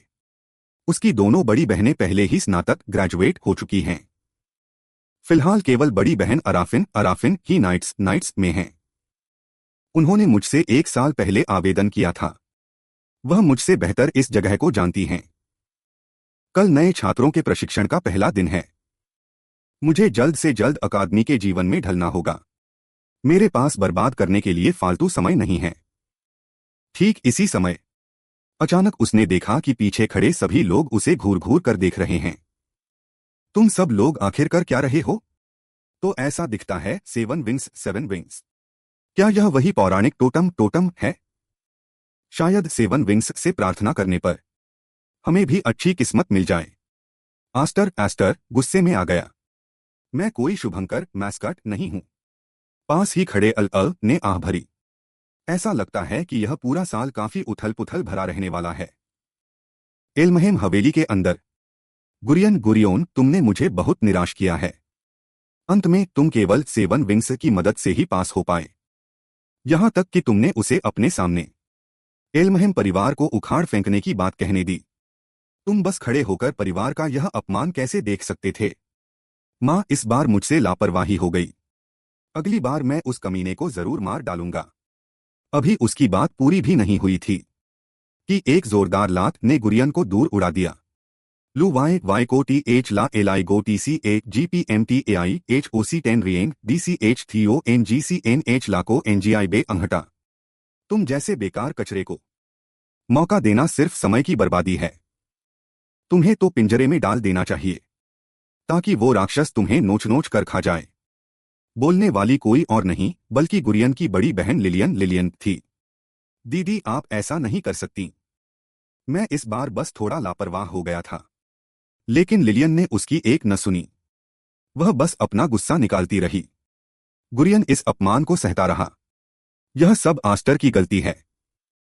इससे पहले आस्टर ने उसे अपने साथ सहयोग करने के लिए कहा था, यहां तक कि उसे धमकी भी दी थी। तुम नहीं चाहोगे कि तुम्हारी धोखाधड़ी की बात मुख्य परिवार तक पहुंचे, है ना? मुख्य परिवार अपनी गरिमा को जान से भी बढ़कर मानता है। अगर उन्हें धोखाधड़ी का पता चला तो वे तुम्हें पूरी तरह से मिटा देंगे। अगर तुम असफल होते हो तो मुख्य परिवार ज्यादा से ज्यादा तुम पर गुस्सा निकालेगा। लेकिन अगर धोखाधड़ी का पता चला तो मौत निश्चित है। तुम भी डेलिस डालिस की तरह वहां फेंके जाना नहीं चाहोगे। राक्षसों का भोजन बनने के लिए मुझे इसकी जरूरत नहीं है कि तुम सच में मेरे साथ सहयोग करो। बस इतना काफी है कि तुम अपना मुंह बंद रखो। अगर तुम चुप रहे तो न केवल तुम परीक्षा पास कर लोगे, बल्कि भविष्य में अगर तुम्हें कभी राक्षसों के पिंजरे में फेंका भी गया तो मैं तुम्हें बचा लूंगा। जब उसकी बड़ी बहन उसे लगातार पीट रही थी तभी एक आवाज गूंजी, बस करो, हमारे प्यारे छोटे भाई ने माफी मांग ली है। अगर सच में बदला लेना है तो मेरी तरह करो। आस्टर के परिवार पर हमला करना ही सही रहेगा। क्या मैंने सही कहा? अल्फिन एल्फिन के चेहरे पर पूरी तरह से निराशा के भाव थे। 7 विंग्स प्राचीन टोटम की विरासत है। यह कबीले एल्वेन क्लैन का प्रतीक चिन्ह है। 7 विंग्स सिर्फ नाम का नहीं है। तुम में से कोई भी उसे कम मत समझना। भले ही मुझे उस 7 विंग्स वाले लड़के से नफरत है, लेकिन 7 विंग्स की ताकत को बिल्कुल भी कम नहीं आंका जा सकता। आप चिंता न करें आदरणीय माताजी, मैं उस 7 विंग को पूरी तरह से अपने कदमों में झुका दूंगा। अगले दिन अकादमी का पहला टेस्ट शुरू हुआ। अकादमी में 6 साल तक टिके रहना और सफलतापूर्वक 6 साल के टेस्ट पास करना, तभी कोई रॉयल नाइट बन सकता है। और ट्रेनिंग का पहला चरण एंटी मैजिक स्टोन पिलर था। यह पत्थर का खंभा अत्यधिक घनत्व वाली प्रतिरोधी सामग्री से बनाया गया था। कोई भी तेज धार वाला हथियार इसे थोड़ा भी नुकसान नहीं पहुंचा सकता था। इस बार सभी के ट्रेनिंग स्कोर के आधार पर सभी छात्रों को अलग अलग रैंक में वर्गीकृत किया जाएगा। शुरुआती रैंक 6th लेवल नाइट होगी और सबसे ऊंची रैंक 1 सेंट लेवल नाइट होगी। रैंक जितनी ऊंची होगी, उन्नत तकनीकों एडवांस्ड टेक्निक्स को सीखने के उतने ही अधिक अवसर मिलेंगे। गुरियन हैरान हुए बिना नहीं रह सका। क्या सच में कोई इंसान इसे तोड़ सकता है?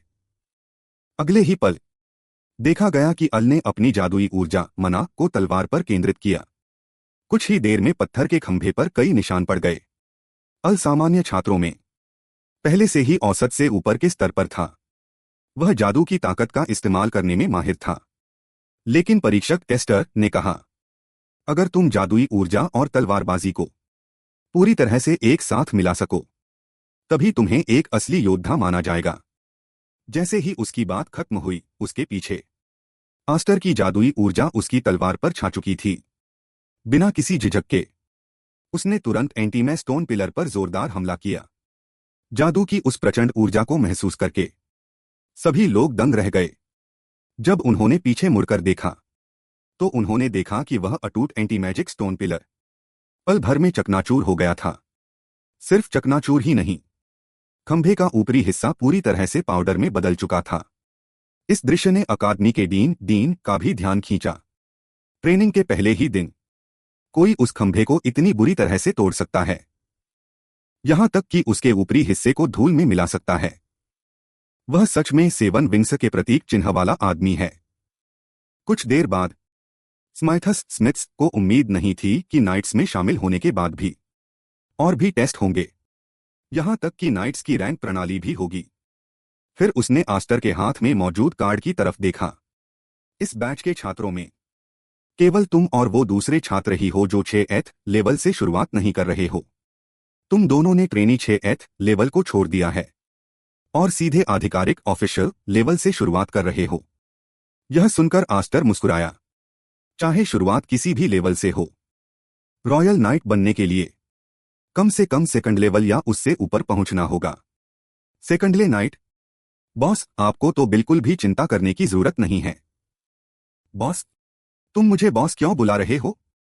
आस्टर, क्या तुम भूल गए? पहले तुमने कहा था कि तुम हमारा नेतृत्व करोगे और हेम परिवार को उखाड़ फेंकोगे। कई नए छात्रों के दिलों में तुम्हारी कही बातें पहले ही सच मान ली गई हैं। इसलिए हमें अपने नेतृत्व में आगे बढ़ने दें और एल्महेम परिवार को उखाड़ फेंकने में मदद करें। यह सुनकर आस्टर मुस्कुराया और बोला, अगर सच में ऐसा करना चाहते हो तो तुम्हें और अधिक मेहनत करके मजबूत बनना होगा। फिर उसने अपने हाथ में मौजूद कार्ड को देखा। मुझे भी और अधिक मेहनत करनी होगी। आस्टर ने आज पूरा दिन ट्रेनिंग की थी। उसे जल्दी से खाना खाने जाना था।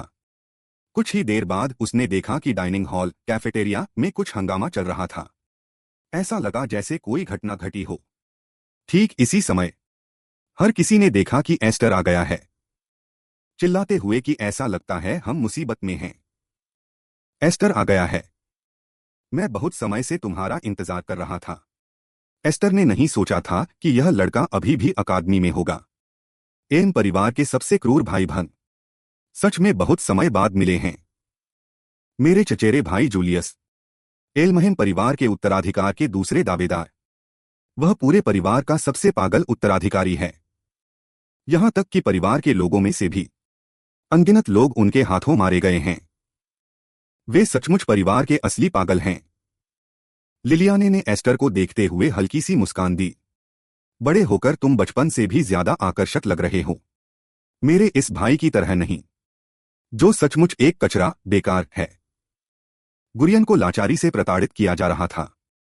उसके दिल की गहराइयों में एक लाचार अपमान की भावना थी। स्मैट्स बेहद हैरान था इस मुखौटे को देखते हुए। यह देखने में सचमुच बहुत ही घिनौना स्वाद है। वह लोहे का मुखौटा है, एल्महेम परिवार की क्रूर यातनाओं में से एक। पिछले जीवन में मैंने खुद भी कई बार ऐसी यातनाएं झेली थीं। तुम तो सिर्फ एक शाखा परिवार के बेकार इंसान हो, फिर भी तुम मुख्य परिवार की यातनाओं के बारे में जानते हो। गुरियन, आज तुम्हारे समूह में शामिल होने का पहला दिन है। यह लोहे का मुखौटा ही तुम्हारे लिए मेरा पुरस्कार है। लोहे का मुखौटा पहनो। मेरी अनुमति के बिना तुम लोग कोई भी भोजन नहीं कर पाओगे। मुख्य परिवार के आसपास के सभी अधीनस्थ भी वैसे ही हैं। अगर तुम लोग आदेशों का पालन करोगे तो मैं फिर भी तुम्हें पानी और भोजन का इनाम दूंगा। क्या सचमुच कोई खुद से यह लोहे का मुखौटा नहीं हटा सकता? मुखौटे पर किसी तरह का जादू है। क्या यह एक बेड़ी है? और जिन लोगों ने लोहे का मुखौटा पहना है, उनकी आंखों के भाव इतने अजीब क्यों हो गए हैं? तुम्हें बताना भूल गया, लोहे का मुखौटा लंबे समय तक पहनने से इंसान पूरी तरह से पागलपन में डूब जाता है। एस्टर, मैंने तुम्हारे लिए भी अलग से एक उपहार तैयार किया है। बाहर आओ। अगले ही पल एस्टर का चेहरा डर से पीला पड़ गया। उसके मुंह से बार बार यही निकल रहा था, क्यों? बहन अल्फिन उसके हाथों में कैसे पड़ गई? जूलियस, तुम्हारी इतनी हिम्मत कि तुमने मेरी बहन पर हाथ डाला। मैं कभी भी किसी को अपने परिवार को चोट पहुंचाने की अनुमति नहीं दूंगा। इसके तुरंत बाद उसने गुस्से में अपनी जादुई तलवार निकाल ली। मैं तुम्हें मार डालूंगा। तुमने मुझे गुस्सा दिलाया है। मुझे तुम्हारा गुस्से से भरा चेहरा देखने का बहुत इंतजार था। चलो मुझे भी अच्छे से देखने दो, जिसके बारे में हर कोई बातें करता है, उस 7 पंखों वाले प्रतिभाशाली को, कि वह आखिर कैसा है। अगले ही पल मुख्य परिवार के कई सदस्य एक एक करके युद्ध की तैयारी करने लगे। उन्होंने सभी को चारों ओर से घेर लिया। जूलियस ने चिल्लाकर सभी को आदेश दिया, इसे अभी मेरे लिए पकड़ो। चींटियों के इस झुंड को न केवल यह बताना होगा कि हमसे दुश्मनी मोल लेने का क्या अंजाम होता है, बल्कि उन्हें इस लोहे के मुखौटे की यातना का स्वाद भी चखाना होगा। स्मैट्स बहुत घबरा गया। ये लोग सचमुच ऐसे काम कर रहे हैं जैसे इन्हें अपनी जान की परवाह न हो। मुख्य परिवार के ये सदस्य अकादमी के पुराने छात्र हैं। इनकी ताकत आमतौर पर हम नए छात्रों से कहीं अधिक है। जूलियस के प्रति लंबे समय से बने डर के कारण वे पागलों की तरह सिर्फ आदेशों का पालन करने के लिए मजबूर हैं। यह देखकर स्मैट्स ने चिल्लाकर एस्टर से कहा, अब हमें आगे क्या करना चाहिए? हम उनके जैसा बिल्कुल नहीं बनना चाहते, ऐसा घिनौना मुखौटा पहनकर। इस समय एस्टर ने हमला करने वाले 2 लोगों को मारकर बेहोश कर दिया। उसने कोई जवाब नहीं दिया, लेकिन उसकी आंखों की ठंडक और बढ़ती जा रही थी। स्मैट्स को डर महसूस हुआ। यह पहली बार था जब उसने उसे इस तरह के अत्यधिक गुस्से में देखा था। एस्टर की ठंडी आवाज गूंजी, जूलियस, चचेरे भाई, तुमने मेरी आखिरी सीमा पार कर दी है। सिर्फ एक शाखा परिवार का बेकार इंसान मुझसे इस लहजे में बात करने की हिम्मत करता है। अपने आसपास के साथियों को देखो, नए छात्रों का यह झुंड जो केवल तुम्हारी वजह से पास हुआ है, यह महज एक आवारा भीड़ है। आज मैं तुम लोगों को यह सिखाने आया हूं कि एल्महेम परिवार को ठेस पहुंचाने का क्या परिणाम होता है। यह सुनकर एस्टर बहुत धीमी गति से उसकी ओर बढ़ा। उसने शांति से कहा, मैं तुम्हें आदेश देता हूं, इस घिनौने मुखौटे को मेरी बहन के चेहरे से हटाओ। हाथ में थामी जादुई तलवार को उसने बिना किसी दया के जूलियस पर चला दिया। लेकिन अगले ही पल अल्फिन ने अपनी तलवार से उस हमले को रोक दिया। एस्टर को समझ नहीं आया कि उसकी बहन ने ऐसा क्यों किया। एस्टर के झटके को महसूस करते हुए वह आदमी मुस्कुराया, तुम्हारी बहन अपनी मर्जी से मेरी तरफ खड़ी है। अल्फिन बिना किसी हिचकिचाहट के एस्टर की तरफ बढ़ने लगी। लिलिया ने धीरे से मुस्कुराई, जूलियस भैया, आप सचमुच बहुत बुरे हैं। एस्टर ने उत्सुकता से कहा, दीदी, मुझे हाल ही में आपका कोई संदेश नहीं मिला था। मैं लगातार चिंतित था। मुझे नहीं पता कि आप उसकी बात क्यों मान रही हैं। लेकिन अब मैं शूरवीरों के दल में आ गया हूं। आपको उसकी धमकियों से डरने की बिल्कुल जरूरत नहीं है। लेकिन अल्फिन ने जैसे कुछ सुना ही नहीं। उसने बिना किसी दया के एस्टर पर हमला कर दिया। ठीक इसी समय अल ने चिल्लाकर कहा, एस्टर, तुम आखिर कर क्या रहे हो? स्थिति को देखकर ऐसा लगता है कि तुम्हारी बहन, पूरी संभावना है कि किसी जादुई नियंत्रण में है। जब तक हम इस जादू करने वाले को हरा नहीं देते, तब तक इसे हटाने की संभावना बहुत कम है। मैंने वास्तव में नहीं सोचा था कि प्रतिष्ठित एन परिवार में तुम्हारे जैसा कोई नीच उत्तराधिकारी भी हो सकता है। बोलते हुए अल ने अपनी लंबी तलवार को पूरी ताकत से जूलियस की ओर घोंप दिया। हालांकि इस वार को उसने अपने खाली हाथों से रोक लिया। जूलियस ने कहा, क्या तुमने कोई गलती नहीं कर दी है? यहां तक कि आमने सामने के मुकाबले में भी तुम्हारे जीतने की कोई संभावना नहीं है। अल की धारदार तलवार तुरंत अनंत जादुई आग की लपटों से भर गई। बस एक पलक झपकते ही आग ने तुरंत अल के पूरे हाथ को अपनी चपेट में ले लिया। जूलियस ठहाका मारकर हंसा, क्या अब तुम्हें हमारे बीच का अंतर समझ आया? इसके तुरंत बाद उसने अल को एक मरे हुए कुत्ते की तरह लात मारकर दूर फेंक दिया। स्मैट्स ने तुरंत चिल्लाकर कहा, अल, क्या तुम ठीक हो? अल का पूरा हाथ जलकर काला पड़ गया था। सचमुच उम्मीद नहीं थी कि अल जैसा योद्धा भी उसके सामने एक पल भी नहीं टिक पाएगा। उसका नाम अल है, सही ना? मैंने उसे अपना पालतू जानवर बनाने का फैसला किया है। जहां तक तुम्हारी बात है, बदसूरत जीव, मुझे तुम में कोई दिलचस्पी नहीं है। एस्टर ने अपने पीछे के लोगों के दर्दनाक चीखने की आवाजें सुनी। वे सभी मेरी वजह से इस मुसीबत में फंसे थे। एस्टर, एस्टर, क्या तुम्हें अब भी लगता है कि तुम हमारे खिलाफ खड़े होने के योग्य हो? एस्टर ने उसे घूर कर देखा। अगले ही पल उसने अपनी जादुई तलवार को बेरहमी से चलाया। हालांकि यह हमला जूलियस की जादुई ढाल को भेद नहीं सका। इसके विपरीत जूलियस ने तुरंत एस्टर का गला दबोच लिया। हिंसक जादुई लपटों ने पल भर में एस्टर को अपनी चपेट में ले लिया। ऐसा लग रहा था कि वह अगले ही पल उसे पूरी तरह से मिटा देगा। तो इसे कहते हैं सेवन विंग्स। यह मेरी कल्पना से कहीं ज्यादा कमजोर है। अचानक दर्द से कराहता हुआ एस्टर शांत हो गया। क्या यही तुम्हारी ताकत है? यह भी मेरी कल्पना से कहीं ज्यादा कमजोर है। उसके हाथ में जादुई तलवार ने एक बार फिर धीरे धीरे जादुई ऊर्जा को समेटना शुरू कर दिया। अचानक जादुई तलवार से पैदा हुई शक्ति ने पल भर में चारों ओर के वातावरण को घेर लिया और एक बवंडर का रूप ले लिया। यह देखकर जूलियस हैरान रह गया। क्या वह अब भी ऐसी ताकत पैदा कर सकता है? जादुई तलवार के ऊपर जादुई ऊर्जा और भी भयानक होती जा रही थी। खतरे का एहसास होते ही वह आदमी तेजी से पीछे हटा, लेकिन उसने सपने में भी नहीं सोचा था कि उसके पीछे हटते ही एस्टर ने एक भयानक जादुई बवंडर छोड़ दिया। पलक झपकते ही उस बवंडर ने जूलियस को पूरी तरह से निगल लिया। इस नजारे को देखकर पास खड़े स्मैट्स के होश उड़ गए। क्या यह सेवन विंग्स की असली ताकत है? इस समय एस्टर ने अपने कदम रोक लिए। अभी तुम लगातार बकवास कर रहे थे। सच में बहुत शोर था, लेकिन अब मैं इसे तुम्हारे मुंह से दोबारा सुनना चाहता हूं। आखिर किसने तुम्हें इतना भरोसा दिया कि तुम सेवन विंग को कम आंकने की हिम्मत करो? इस दृश्य ने वहां मौजूद सभी लोगों को स्तब्ध कर दिया। यहां तक कि लिलियन को भी अपनी आंखों पर विश्वास नहीं हो रहा था। जूलियस, क्या वह सच में इतनी आसानी से हार गया? केवल एस्टर ही जानता था कि उसे इतनी आसानी से नहीं हराया जा सकता। और जैसा कि उम्मीद थी, अगले ही पल जूलियस धीरे धीरे उठ खड़ा हुआ। एस्टर, तुमने मेरे पूरे शरीर में दर्द पैदा कर दिया है। अगर आखिरी वक्त पर मैंने खुद को बचाने के लिए जादुई ऊर्जा का इस्तेमाल नहीं किया होता, तो सच में तुमने मुझे घायल कर दिया होता। स्मैट्स को बिल्कुल विश्वास नहीं हो रहा था। उस तरह के हमले के बाद भी वह पूरी तरह से सुरक्षित है। लिलिया ने थोड़ी अजीब मुस्कान के साथ हंसी। मुझे पता था भाई इतनी आसानी से नहीं हार सकते, लेकिन भाई, आपकी एक्टिंग ने मुझे सच में डरा दिया था।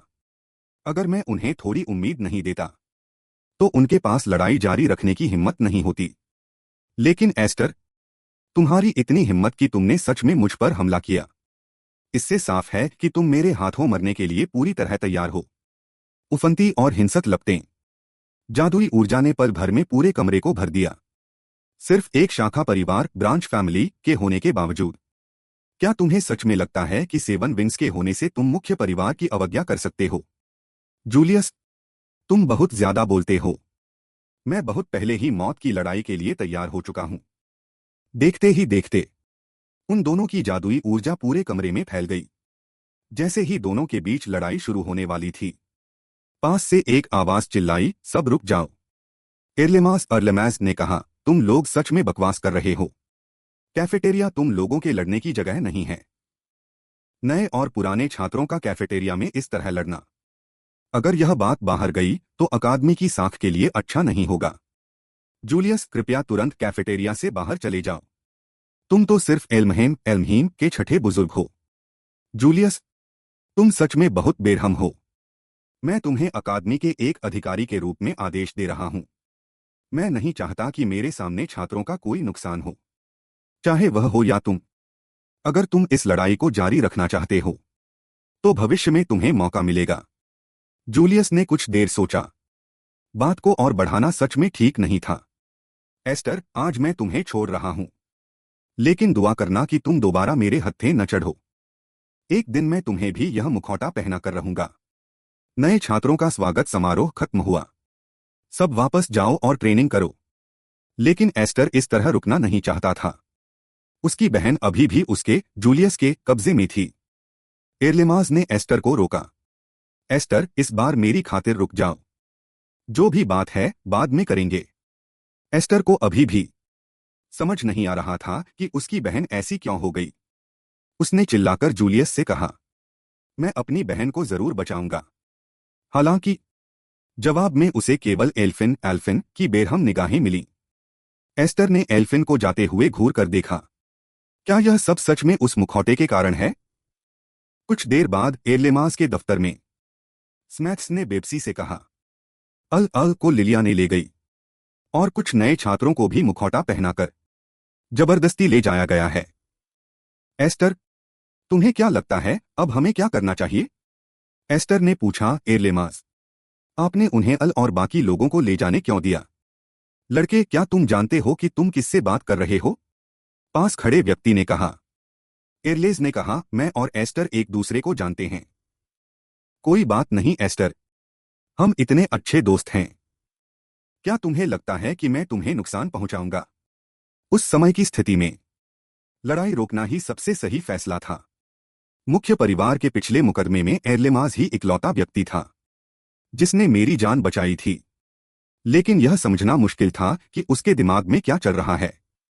स्मैथ्स ने पूछा, आदरणीय एर्लेमास, क्या आपको नहीं लगता कि एल्महेम परिवार बहुत ज्यादा तानाशाही कर रहा है? मैं इस पर कोई टिप्पणी नहीं कर सकता। आखिरकार मैं भी एल्महेम परिवार का छठा बुजुर्ग हूं। एस्टर ने कहा। एर्लेमास, क्या आपको नहीं लगता कि अकादमी के छात्रों को मुखौटा पहनाना हद से ज्यादा है? तुम्हें प्रवेश परीक्षा से ही यह समझ जाना चाहिए था कि यह नाइट्स ऑर्डर केवल ताकत का सम्मान करता है। जब तक यह सदस्यों की ताकत बढ़ाता है तब तक हर तरीका सही है। असल में जूलियस के मुखौटे की सख्ती के तहत कई सदस्यों की ताकत में बहुत बड़ा उछाल आया है। यानी कि जूलियस जो कुछ भी कर रहा है अकादमी उसके बारे में जानती है। बस सब अनजान बनने का नाटक कर रहे हैं। चूंकि अकादमी इस पर कुछ नहीं कर सकती, तो अब से मैं अपने तरीके का इस्तेमाल करूंगा। एर्लेमास ने चेतावनी दी। एस्टर, मैं तुम्हें सलाह दूंगा कि खुद से कोई कदम मत उठाना। तुम अकेले पूरे परिवार का मुकाबला नहीं कर सकते और तुम्हारी हर हरकत पर उनकी नजर है। मैं अपनी स्थिति जानता हूं, लेकिन मुझे अपनी बहन को बचाना ही होगा। मुझे अल और बाकी लोगों को बचाना होगा। मैं उन्हें उस मुखौटे के बंधन में बिल्कुल नहीं रहने दे सकता। वह मुखौटा दूसरों के बोलने का अधिकार छीन लेता है और यह लोगों को एक ऐसी कठपुतली बना देगा जो केवल आदेशों का पालन करना जानती है। यह महज एक मुखौटा है। क्या यह सच में इतना भयानक है? यही कारण है कि मैंने उन्हें बचाने का फैसला किया है। भले ही मुझे अकेले ही पूरे परिवार कुल का सामना क्यों न करना पड़े। मैं नहीं चाहता कि मेरा दोस्त एक कठपुतली बन जाए। आप निश्चिंत रहें, मैं इतना लापरवाह नहीं हूं। अगर इसका शांतिपूर्ण समाधान हो सके तो सबसे अच्छा होगा। तो अपनी बहन के लिए। एस्टर अकेला ही जूलियस के मुख्यालय में आ गया। एस्टर, मैंने तुम्हें अभी तक माफ नहीं किया है। आज तुम्हारी मेरे इलाके में घुसने की हिम्मत कैसे हुई? क्या तुम सच में मुझे इतना कमजोर समझते हो जो बार बार मेरी बर्दाश्त की सीमा को पार कर रहे हो? आज मैं यहां तुम्हारे साथ एक सौदा करने आया हूं। इसके बाद उसने लोहे का मुखौटा बाहर फेंक दिया। सौदा यह है कि मैं इस मुखौटे को 7 दिनों तक पहनूंगा और तुम मेरी बहन अल और बाकी लोगों को आजाद कर दोगे। यह सुनकर एल्फिन के चेहरे पर अचानक डर के भाव आ गए। वह अपने छोटे भाई को इसमें नहीं घसीटना चाहता था। एस्टर ने आगे कहा, मुझे नियंत्रित करना इन आम लोगों को नियंत्रित करने से कहीं अधिक बड़ी उपलब्धि होगी। क्या ऐसा नहीं है एस्टर? तुम मेरे द्वारा देखे गए सबसे पागल व्यक्ति हो जो खुद आगे बढ़कर लोहे का मुखौटा पहनने की मांग कर रहे हो। तुमने जो सौदा पेश किया है उसे ठुकराना वाकई नामुमकिन है। अगर परिवार के उन बूढ़े बुजुर्गों को यह पता चला कि मैंने तुम्हें अपने वश में कर लिया है तो वे निश्चित रूप से बहुत उत्साहित होंगे। लेकिन पिछली लड़ाई से मैं महसूस कर सकता हूं कि तुम इतनी आसानी से हार मानने वाले इंसान नहीं हो। तुम आखिरकार क्या साजिश रच रहे हो? मैं कुछ भी करने की योजना नहीं बना रहा हूं और सौदे की सारी शर्तें तुम्हारे ही फायदे में हैं। जूलियस को समझ नहीं आ रहा था कि आखिर एस्टर की क्या चाल है। जूलियस, तुम्हें हिचकिचाने की बिल्कुल जरूरत नहीं है। क्या इस चीज को तुम्हारे अलावा कोई और नहीं खोल सकता? या फिर तुम मुझसे डरते हो, इसलिए मेरे साथ यह सौदा करने की हिम्मत नहीं जुटा पा रहे हो? शाखा परिवार ब्रांच फैमिली के एक मामूली कचरे की मुझे इस तरह उकसाने की हिम्मत कैसे हुई? मैं तुम्हारा सौदा स्वीकार करता हूं, लेकिन इस बार सौदे की शर्तों में थोड़ा बदलाव होगा। मैं इसे 7 दिनों के बजाय 10 दिनों के लिए अपने पास रखूंगा। अगर तुम 10 दिनों तक बिना कुछ खाए पिए रह सके, तो मैं इन सभी लोगों को छोड़ दूंगा। एस्टर, मुझे तुम्हारे प्रदर्शन का बेसब्री से इंतजार रहेगा। यह देखकर एल्फिन पागलों की तरह आवाजें निकालने लगा। वह नहीं चाहता था कि उसका छोटा भाई अंत में मौत के मुंह में चला जाए। 10 दिन ही सही, 10 दिन ही मंजूर हैं। सौदा पक्का हुआ। बचपन से ही बड़ी बहन उसे बहुत लाड़ प्यार करती थी और हमेशा उसके सामने अपना मजबूत रूप ही दिखाती थी। लेकिन वह जानता था कि उसकी बहन ने शायद उसी के लिए घुटने टेके थे। वह यहां अपनी मर्जी से रुकी हुई है, शायद इसलिए नहीं कि वह किसी जादू के नियंत्रण में है, बल्कि इसलिए क्योंकि वह उसकी रक्षा करना चाहती है। फिर उसने अपनी बहन की तरफ देखा और अपनी आंखों से इशारा किया कि मेरी चिंता मत करो। कुछ दिनों बाद स्मैक्स और उसकी टीम पागलों की तरह ट्रेनिंग कर रही थी। सिर्फ एक ही दिन बीता है। क्या तुम्हारी चोटें सच में ठीक हो गई हैं?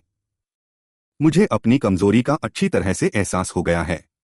मेरे पास आराम करने के लिए बर्बाद करने का समय नहीं है। वैसे तुम तो घायल भी नहीं हुए थे, फिर भी तुम मुझसे ज्यादा थके हुए क्यों लग रहे हो? अभी इस बात की चिंता करने का समय नहीं है कि मैं थका हूं या नहीं, बल्कि उस पागल की चिंता करो जिसने वह लोहे का मुखौटा पहना हुआ है और वह फिर भी इतनी तेजी से दौड़ सकता है। लोहे का मुखौटा पहनने वाले बाकी सभी लोग थकान के कारण जमीन पर ढह गए हैं। यहां तक कि हम जो बिना मुखौटे के सामान्य ट्रेनिंग कर रहे हैं, हमारे भी पैर कांपने लगे हैं। मैं अब बहुत उत्सुक हूं कि एस्टर और कितने समय तक टिक पाता है। इस लोहे के मुखौटे को पहने हुए कई दिन हो चुके हैं, लेकिन एस्टर के चेहरे पर थकान का एक भी लक्षण नहीं है। यहां तक कि उसकी रफ्तार पहले से कुछ बढ़ ही गई है। आमतौर पर एक साधारण इंसान बिना खाए पिए 3 से 4 दिन तक जीवित रह सकता है, और वह भी तब जब वह किसी भी तरह की अतिरिक्त ऊर्जा खर्च न करे। लेकिन एस्टर इन पिछले कुछ दिनों से न केवल खुद तलवारबाजी का अभ्यास कर रहा है, बल्कि वजन उठाकर बाधा दौड़ ऑब्स्टेकल ट्रेनिंग की ट्रेनिंग भी बड़ी आसानी से पूरी कर रहा है। स्मैक्स, क्या तुम लोगों ने वह अफवाह सुनी है?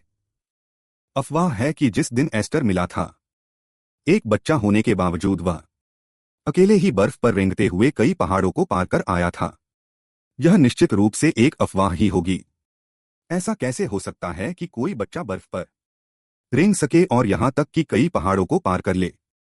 अल ने अभी भी ट्रेनिंग कर रहे एस्टर की ओर देखा और कहा, मुझे लगता है कि शायद वह कोई अफवाह नहीं थी।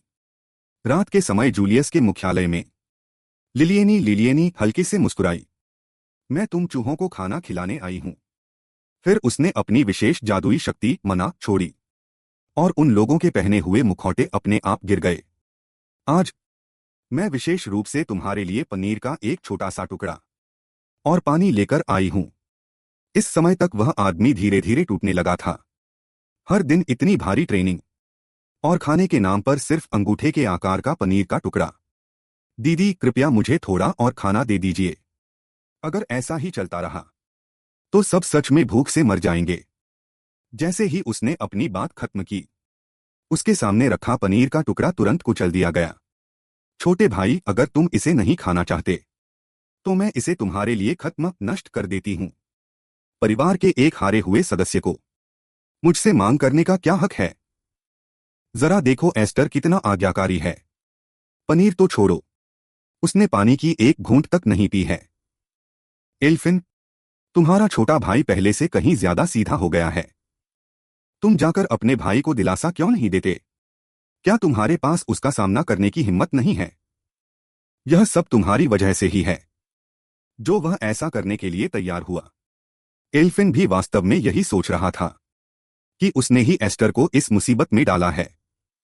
ऊपर से घमंडी दिखने वाले जूलियस का मन अंदर से बहुत अशांत था। यह लड़का उसकी उम्मीद से कहीं ज्यादा शांत और सीधा निकला। क्या वह सच में इसी तरह 10 दिनों तक सहन करने की तैयारी कर रहा है? मैं भी देखना चाहता हूं कि क्या तुम सच में इतने समय तक टिक पाते हो या नहीं। समय बीतकर 7वें दिन पर आ गया। ट्रेनर शिक्षक जादुई ऊर्जा मना के उपयोग का तरीका दिखा रहे थे। जादुई ऊर्जा पर महारत हासिल करके आप उसे अपने पूरे शरीर पर फैला सकते हैं ताकि अपनी रक्षा डिफेंस को मजबूत किया जा सके, और इसी तरह उस जादुई ऊर्जा को अपनी तलवार में भी डाला जा सकता है। हथियारों को बेहद धारदार बनाना। यदि जादुई शक्ति को टखनों में इकट्ठा किया जाए तो गति में उल्लेखनीय वृद्धि हो सकती है। इनमें सबसे महत्वपूर्ण है जादुई शक्ति को दोनों आंखों में केंद्रित करना ताकि दुश्मन की हर हरकत पर नजर रखी जा सके। इस समय अभ्यास मैच खेल रहे लोगों ने उपयोग किया। जादुई टोहका और अस्तर को ढूंढ निकाला। उसी समय अस्तर ने भी महसूस किया कि विरोधी की अधिकांश जादुई तकनीकों को अस्तर पहले से ही कुशलता से महारत हासिल कर चुका है। अचानक हमला करने वाले वे दो लोग बेहद हैरान थे कि वह जादुई शक्ति को एक तूफान की तरह इस्तेमाल कर सकता है खुद की रक्षा करने के लिए। इसके तुरंत बाद तेज आंधी ने उन दोनों के लिए आंखें खोलना मुश्किल कर दिया। लेकिन जब आंधी थमी और उन दोनों ने दोबारा देखा तो उनके सामने मौजूद अस्तर पहले ही गायब हो चुका था। तूफान की आड़ लेकर अस्तर ऊपर पहुंच गया और बिजली की गति से पल भर में दोनों को हरा दिया। याद करते हुए प्रशिक्षक ने कहा था कि प्रशिक्षण में हथियारों का उपयोग वर्जित है, लेकिन एक सच्चे शूरवीर के लिए जादुई शक्ति ही उसका हथियार है। बात करते करते जादुई शक्ति की एक किरण अचानक आसमान को चीर गई। उड़ते हुए पक्षी की तरह जादुई शक्ति इतनी ठोस हो गई कि वह तुम्हारे हाथों में मौजूद हथियारों से भी अधिक धारदार थी। अस्तर, जो जादुई शक्ति के अधिकांश उपयोग सीख चुका था, लेकिन वह अभी भी जादुई शक्ति को एक ठोस रूप देने में असमर्थ था। लोहे का मुखौटा पहनकर प्रशिक्षण लेते हुए उसे 7 दिन हो चुके थे और तय समय में केवल 3 दिन बाकी थे। क्या वह वास्तव में मेरे 10 दिन पूरे होने का ईमानदारी से इंतजार करेगा? जब से वह अकादमी में आया था वह हमेशा रक्षात्मक स्थिति में ही रहा था। पिछली लड़ाई में जूलियस ने बिना किसी हथियार के भी अपनी भयानक ताकत का प्रदर्शन किया था। उसके पिछले रवैये से साफ था कि जूलियस ने निश्चित रूप से अपनी पूरी ताकत का इस्तेमाल नहीं किया था। उसे अपना प्रशिक्षण जारी रखना ही होगा ताकि वह और अधिक शक्तिशाली बन सके। लेकिन जैसे ही अस्तर खड़ा हुआ उसका पूरा शरीर अत्यधिक थकान से चूर महसूस हुआ। बिना किसी चेतावनी के वह जमीन पर गिर पड़ा। जमीन पर गिरकर अस्तर को लगा जैसे सब कुछ घूम रहा है और उसे चक्कर आने लगे। अस्तर, क्या तुम भी अपनी सीमा तक पहुंच गए हो? तुम्हें बुखार लग रहा है। इरमा ने मुझे तुम्हें ढूंढने के लिए भेजा था। मुझे नहीं पता था कि तुम यहां गिरे हुए मिलोगे। क्या तुम अभी भी सहन कर सकते हो? अगर यह सचमुच असहनीय है तो मैं तलवार से इस मुखौटे को हटाने में तुम्हारी मदद करूंगा। यह सुनकर अस्तर ने अल का हाथ पकड़ लिया और कहा कि वह अभी भी सहन कर सकता है। 7 दिनों के कड़े प्रशिक्षण के दौरान उसने पानी की एक बूंद तक नहीं पी थी। तुम्हारा शरीर पहले ही अपनी सीमा तक पहुंच चुका है। क्या तुम सचमुच इस तरह थकान से मरना चाहते हो? अल, मुझ पर भरोसा रखो, मैं यहां हार नहीं मानूंगा। तुम सचमुच सबसे जिद्दी इंसान हो जिसे मैंने कभी देखा है। अचानक अल का चेहरा गंभीर हो गया। अस्तर, ऐसा लगता है कि तुम्हारा प्रतिद्वंद्वी नियमों का पालन करने का इरादा नहीं रखता। एक आवाज धीरे से गूंजी। अस्तर, तुम्हारा चेहरा बहुत कमजोर दिखाई दे रहा है। तुम्हारी इस हालत में लोग तुम्हें एक राक्षस समझकर मार डालेंगे। लिलियन, तुम यहां क्या कर रही हो? यह नए छात्रों का प्रशिक्षण मैदान होना चाहिए। तुम जैसे वरिष्ठ छात्रों को यहां आने की अनुमति नहीं होनी चाहिए। मैंने प्रशिक्षक से आवेदन किया था कि मैं नए छात्रों के प्रशिक्षण को देखना चाहती हूं। यह सभी लोग तुम्हारे सीनियर हैं और वे सभी अच्छी तरह से परीक्षण करना चाहते हैं तुम्हारे प्रशिक्षण के परिणामों का। जैसे ही उसने अपनी बात खत्म की लिलियन पीछे की ओर कूद गई। अस्तर, अब उस प्रशिक्षण का आनंद लो जो मैंने तुम्हारे लिए तय किया है। बेशक अगर तुम घुटने टेक कर दया की भीख मांगो तो मैं तुम्हें छोड़ दूंगी। सभी लोग खेल आधिकारिक रूप से शुरू हो चुका है। उसकी बात खत्म होते ही आसपास के लोग तेजी से अस्तर पर हमला करने के लिए बढ़ाए। क्या मैं ही बहुत नासमझ था? वे नियमों का पालन करने का बिल्कुल इरादा नहीं रखते और उन्हें अपने परिवार की प्रतिष्ठा की भी कोई परवाह नहीं है। मुझे पता था कि वे मुश्किलें खड़ी करेंगे, लेकिन मैंने यह नहीं सोचा था कि वे खुलेआम मुझ पर हमला करेंगे। बिना हथियारों के वे दोनों केवल किसी तरह अपना बचाव कर पा रहे थे। अगर जल्द ही इस स्थिति से निकलने का कोई रास्ता नहीं निकाला तो वह इसी तरह अपनी पूरी ऊर्जा खो देगा और थक जाएगा। इस समय वह केवल इतना ही कर सकता था कि अपनी जादुई शक्ति को जितना हो सके दोनों मुट्ठियों पर केंद्रित करे ताकि विरोधियों को मार गिराया जा सके। लेकिन सभी वरिष्ठ छात्र रक्षा के लिए जादुई शक्ति का उपयोग कर रहे थे। लिलियन की आंखों में अस्तर अब अपने रास्ते के अंत पर पहुंच चुका था। थकान के कारण वह आगे सहन नहीं कर पा रहा था जैसा कि उसने सोचा था। अस्तर का चेहरा अत्यधिक दर्द से भरा हुआ था। ऐसी थकान वास्तव में असहनीय थी। अल चिल्लाया, अस्तर जल्दी से हटो। अस्तर ने दुश्मन के हमले को पहले ही भांप लिया था, लेकिन उसके शरीर की स्थिति ऐसी थी कि हिलना डुलना भी मुश्किल था। हालांकि वह हमले को देख सकता था, लेकिन उसके शरीर में अब कोई ताकत नहीं बची थी और वह केवल लाचारी से दुश्मन को खुद पर वार करते हुए देख सकता था। इस जोरदार प्रहार से अस्तर कई मीटर दूर जा गिरा और फिर किसी ने उसके बालों को कसकर पकड़ लिया। अस्तर का पूरा चेहरा खून से लथपथ था। यह देखकर अल चिल्लाया, अस्तर जल्दी जागो। लिलियन जोर से हंस पड़ी। अभी उसे इतनी जल्दी मत मारो, पहले उसे अच्छी तरह से तड़पाओ। जमीन पर गिरे अस्तर की हथेली धीरे धीरे खुली और जादुई शक्ति धीरे धीरे जमा होने लगी। अगले ही पल उसकी आंखें अचानक खुल गईं और उसकी आंखों में एक एहसास था, मैं आखिरकार समझ गया। जादुई शक्ति एक तेज धार वाली तलवार की तरह दुश्मन की बाह पर बरस पड़ी। लिलियन चौंक गई। यह क्या हुआ? जादुई शक्ति के बिखरने के साथ ही अस्तर भी धीरे धीरे खड़ा हो गया।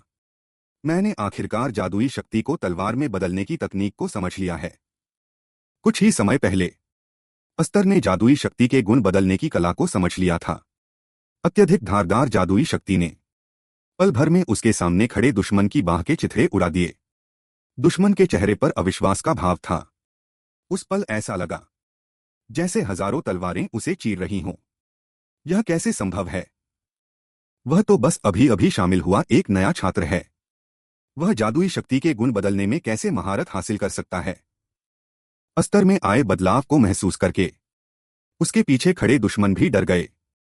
वह जादुई शक्ति के गुण बदलना नहीं सीख सकता।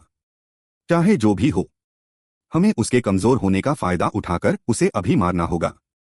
अपने ऊपर हमला करने आते दुश्मनों के सामने अस्तर ने केवल धीरे से अपना हाथ उठाया। गंजे आदमी का हमला अब 1 इंच भी आगे नहीं बढ़ सका। एस्टर ने बस धीमी आवाज में कहा, मैजिक ब्लेड। मैजिक ब्लेड्स की हजारों धाराएं उस आदमी की त्वचा के हर इंच में समा गईं। एस्टर मन ही मन प्रशंसा किए बिना नहीं रह सका। क्या यही जादू को एक ठोस रूप में ढालना है? लिलियाने को भी यह अविश्वसनीय लगा। पुराने छात्रों में भी शायद ही कोई इस पर महारत हासिल कर पाता है। फिर एक नए छात्र की तो बात ही क्या, जो अभी अभी टीम में शामिल हुआ है। अनगिनत दुश्मनों के हमलों का सामना करते हुए एस्टर के चेहरे पर डर का कोई नामो निशान नहीं था। उसने एक बार फिर जादू की तलवारों को जगाया। जादुई गुणों का रूपांतरण, मैजिक एट्रीब्यूट कन्वर्शन, एक उन्नत तकनीक है जिससे आप अपनी रक्षा के लिए जादू को तलवार की धार या जादुई कवच में बदल सकते हैं। उदाहरण के लिए, जूलियस के जादू में आग का गुण है, तो उसके द्वारा छोड़ी गई शक्ति सब कुछ जलाकर भस्म कर सकती है। एस्टर के प्रदर्शन को देखकर लगता है उसका गुण काटना सेवरेंस है, जो एक तेज धार में बदलकर किसी भी चीज को काट सकता है। इस समय आसपास के पुराने छात्रों के चेहरों पर डर साफ दिखाई दे रहा था। आपको बता दें कि कई पुराने छात्र ग्रेजुएशन तक इस कौशल पर महारत हासिल नहीं कर पाते हैं। जादुई गुणों के रूपांतरण में माहिर एस्टर के सामने आसपास के लोगों में अब विरोध करने की कोई क्षमता नहीं बची थी। पलक झपकते ही एस्टर ने उन सभी को हरा दिया। एस्टर ने बुदबुदाते हुए कहा, अगर फिर कभी मुझसे दुश्मनी की तो मैं कोई रहम नहीं दिखाऊंगा। मजबूत अल भी यह देखकर हैरान रह गया। भले ही यह एक कमजोर 7 पंखों वाला 7 विंग्स रूप हो, लेकिन इसके द्वारा दिखाई गई शक्ति का सामना करना किसी आम इंसान के बस की बात नहीं है। ठीक इसी समय लिलिया ने जोर से हंसते हुए बोली, एस्टर, तुम सच में बहुत कमाल के हो। तुम मेरी कल्पना से भी ज्यादा जिद्दी निकले। लेकिन क्या तुम्हें लगता है कि सिर्फ इतने से मेरे अधीन काम करने वाले हार मान लेंगे? उसने बिना किसी हिचकिचाहट के अपनी लंबी तलवार निकाली और उसे एक लंबे कोड़े में बदलकर सब पर बरसाना शुरू कर दिया। तुम सब बेकार के कचरे हो। उठो मेरे लिए। तुम सच में एक बेशर्म औरत हो। वे सब साफ तौर पर हिलने डुलने में भी असमर्थ थे। अचानक पुराने छात्रों के लोहे के मुखौटों से अजीब सी आवाज आने लगी। बिना किसी चेतावनी के सभी के लोहे के मुखौटे पल भर में गिर गए। लिलिया ने हैरान रह गई। यह क्या हुआ? क्या हमारे नियंत्रण करने वाले सारे लोहे के मुखौटे खुल गए हैं? मुझे तो याद भी नहीं कि इतने लंबे समय बाद इतनी ताजा हवा में सांस लेना कैसा लगता है। अल ने एस्टर की तरफ देखा। क्या पिछली लड़ाई के दौरान एस्टर ने ही उनके बंधनों को खोल दिया था? इलिया ने हकलाते हुए बोली, अगर खोल भी दिया तो क्या हुआ? तुम सब तो मेरे पालतू जानवर हो। भले ही तुमने उन्हें आजाद कर दिया हो, फिर भी उन्हें आज्ञाकारी बनकर रहना होगा। सभी सुनो, मेरे आदेश का पालन करो। अभी जाओ और एस्टर को जान से मार डालो। सभी लोग अपनी जगह पर स्तब्ध खड़े रहे। साफ तौर पर वे अब उसका आदेश मानने को तैयार नहीं थे। तुम लोग क्या कर रहे हो? क्या तुम मुझे धोखा देने की सोच रहे हो? तुमने कभी भी इन पुराने छात्रों को इंसान नहीं समझा। वे भी पूरी जिंदगी इस तरह नहीं जीना चाहते होंगे। तुम्हारे लोग अब तुम्हारे इस तरह के नियंत्रण में रहने को तैयार नहीं हैं। लिलिया ने, क्या तुम खुद हमारा सामना करने का इरादा रखती हो? तुम सब सच में दलबदलू और धोखेबाज हो। यह मत सोचना कि मैं तुम्हें इतनी आसानी से छोड़ दूंगी। तुम लोग यहीं मरो। आज का यह खेल मैं यहीं छोड़ रही हूं। वैसे मैं तुम्हें एक बात याद दिला दूं। तुम्हारा यह व्यवहार वेस्टकॉट परिवार का प्रतिनिधित्व करता है। तुम्हारा हर एक कदम वेस्टकॉट परिवार को पूरी तरह से बर्बाद कर सकता है। एस्टर इस बात को बहुत अच्छे से जानता था। परिवार की चिंता के कारण ही उसके हाथ पैर बंधे हुए थे। उसे इस स्थिति को तोड़ने का कोई न कोई रास्ता खोजना ही होगा। लेकिन अगले ही पल एस्टर अचानक बेहोश होकर गिर पड़ा। एल्फिन दीदी अचानक वहां प्रकट हुई और उन्होंने उसे अपनी बाहों में थाम लिया। एस्टर, हमारी वजह से ही तुम्हारी यह हालत हुई है। मुझे लगा था कि मेरे समझौते से परिवार में शांति आएगी। मुझे नहीं पता था कि वे फिर भी तुम पर हमला करेंगे। एल्महीम परिवार, मैं एल्फिन अब कभी तुम्हारे आगे नहीं झुकूंगी। कुछ समय बाद अपने कमरे में होश में आते ही एस्टर चिल्लाया, दीदी, क्या यह सिर्फ एक सपना था? मुझे ऐसा लगा जैसे मैंने दीदी की आवाज सुनी हो। एस्टर जब असमंजस में था तभी उसकी नजर पास में रखे एक पत्र पर पड़ी। लेकिन उसे पूरा पढ़ते ही एस्टर को गहरा सदमा लगा। वह घबराहट में अपनी दीदी को ढूंढने के लिए भागा। उसने मन ही मन कहा, दीदी, प्लीज कोई बेवकूफी मत करना। दरअसल होश में आने के बाद एस्टर को अपनी दीदी का छोड़ा हुआ पत्र मिला था। वह कल्पना भी नहीं कर सकता था कि उसकी दीदी क्या कदम उठाने जा रही हैं। वह अपनी दीदी को रोकने के लिए तेजी से निकला। अगर दीदी को कुछ हो गया तो एस्टर खुद को जिंदगी भर कभी माफ नहीं कर पाएगा। जैसे ही वह बाहर निकला, उसकी मुलाकात एरमास इरेज से हुई। एस्टर, तुम्हारा शरीर अभी पूरी तरह ठीक नहीं हुआ है। तुम ऐसे भाग नहीं सकते। एरमास असमंजस में था। वह इतनी जल्दबाजी में कहां जा रहा है? अचानक उसकी नजर जमीन पर पड़े पत्र पर पड़ी। क्या यह उसकी दीदी एल्फिन का संदेश है? एस्टर, मैं एक अच्छी दीदी नहीं बन पाई। मैं अब उनके आगे और समझौता नहीं करूंगी। इस बार तुम्हारी दीदी को एक बार तुम्हारी रक्षा करने दो। ठीक वैसे ही जैसे पुराने तलवारबाजी के मूल्यांकन टेस्ट में तुमने मेरी रक्षा की थी। एस्टर का मन बहुत व्याकुल था। शायद उसे इस तरह हमेशा सहते नहीं रहना चाहिए था। कुछ ही देर में वह जूलियस के ठिकाने पर पहुंच गया। उसने धक्का देकर मुख्य दरवाजा खोला, लेकिन सामने का नजारा देखकर एस्टर के होश उड़ गए। उसकी दीदी लहूलुहान और मरणासन्न स्थिति में जमीन पर पड़ी थीं। लिलियाने ने कहा, तुम भाई बहन दोनों को इतनी देर रात मुझे परेशान करना क्यों पसंद है? एस्टर ने तुरंत अपनी दीदी को सहारा दिया, यह महसूस करते हुए कि दीदी की सांसें अभी भी चल रही हैं। एस्टर ने राहत की सांस ली। एस्टर, तुम्हें मेरा शुक्रिया अदा करना चाहिए। मैंने जानबूझकर उसकी जान बख्श दी। वह अचानक मुझे धमकी देने आई थी कि मैं तुम्हें छोड़ दूं। मुझे लगा था कि उसमें कितनी ताकत होगी। यह सुनकर एस्टर का चेहरा गुस्से से लाल हो गया। तुम्हारी इतनी हिम्मत कि तुमने मेरे परिवार के साथ ऐसा सुलूक किया। क्या तुमने परिवार कहा? मेरे लिए तो ये सब सिर्फ मामूली और नीच पालतू जानवरों से बढ़कर कुछ नहीं है। कई दोस्त मुझसे पूछते हैं कि मंगा वीडियो कहाँ देखें। डोइन फीचर्ड ऐप एपीपी पर जाएं। वहां ढेर सारे मंगा एक्सप्लेनेशन वीडियो मौजूद हैं और यह आपकी व्यक्तिगत पसंद के आधार पर वीडियो रिकमेंड करता है। इसमें one click timer close mode भी है। यह हम जैसे मंगा प्रेमियों के लिए अपनी पसंदीदा सीरीज देखने का स्वर्ग है। एस्टर अभूतपूर्व रूप से शांत हो गया। उसे लगातार सहते नहीं रहना चाहिए था। उसे शुरुआत में ही सौदे का प्रस्ताव नहीं देना चाहिए था। उसे समस्या को शांतिपूर्ण तरीके से सुलझाने के बारे में नहीं सोचना चाहिए था। पिता, आखिरकार मैं समझ गया कि आपने हमें क्या सिखाया था। नाइट अकादमी जाने से पहले हेफ्रीड ने कहा था, जब भी कोई बात हो जितना हो सके सहन करो। जब आप किसी की रक्षा करना चाहते हैं तो शायद कभी कभी पीछे हट जाना ही सबसे अच्छा तरीका होता है। एस्टर, भले ही तुम्हें अपमानित महसूस कराने वाली बात का सामना करना पड़े, तुम्हें आसानी से कदम नहीं उठाना चाहिए। उस समय एस्टर को समझ नहीं आया था। क्या उसे प्रतिरोध करना छोड़ देना चाहिए और दूसरों को खुद को प्रताड़ित करने देना चाहिए? इसका मतलब यह नहीं है कि तुम प्रतिरोध करना छोड़ दो, बल्कि इससे पहले कि तुम विरोध करने के लिए तैयार हो, तुम्हें यह समझना होगा कि तुम अपनी तलवार क्यों उठा रहे हो। जब तुम यह साफ साफ सोच लोगे कि तुम किस लिए लड़ रहे हो, तब तुम सहन करना बंद कर सकते हो। पिता, आपकी सीख शायद गलत नहीं थी, लेकिन मैंने बहुत लंबे समय तक सहन किया है। लिलियाने को अचानक महसूस हुआ कि आसपास की जादुई शक्ति मना में असामान्य हलचल हो रही है। जमीन पर रखी लंबी तलवार से गूंजने की आवाज आने लगी। अचानक वह लंबी तलवार उड़कर एस्टर की ओर आ गई। मैंने अपना मन बना लिया है। अब आगे मैं आप सभी को असली आतंक का अनुभव कराऊंगा। जैसे ही ये शब्द खत्म हुए, एस्टर के शरीर से भयानक सेवन विंग्स 7 पंखों की शक्ति फूटने लगी। केवल उस फूटती हुई ऊर्जा के झोंके ने ही लिलियाने को हवा में उड़ा दिया। जूलियस का चेहरा भी पहले से कहीं अधिक गंभीर होने लगा। एस्टर के शरीर की जादुई शक्ति और अधिक हिंसक होती जा रही थी। वह फुसफुसाया, मैं तुम लोगों को इसकी कीमत चुकाने पर मजबूर कर दूंगा।